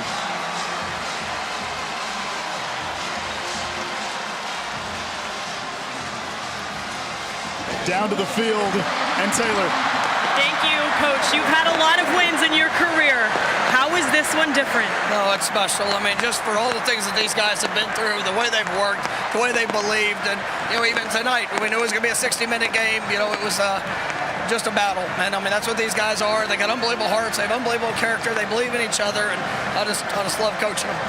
You said everything builds to this Florida game at the end of the year. What was it about the building process this year that worked? Well, I mean, they just never quit. And even when we had some setbacks throughout the season, they continue to invest. They try to apply the lessons and just did a remarkable job. And we coach our guys hard. We challenge them. And, you see that toughness that gets put on display. And for the game to finish like it did, I'm just so proud of our guys for the way they compete.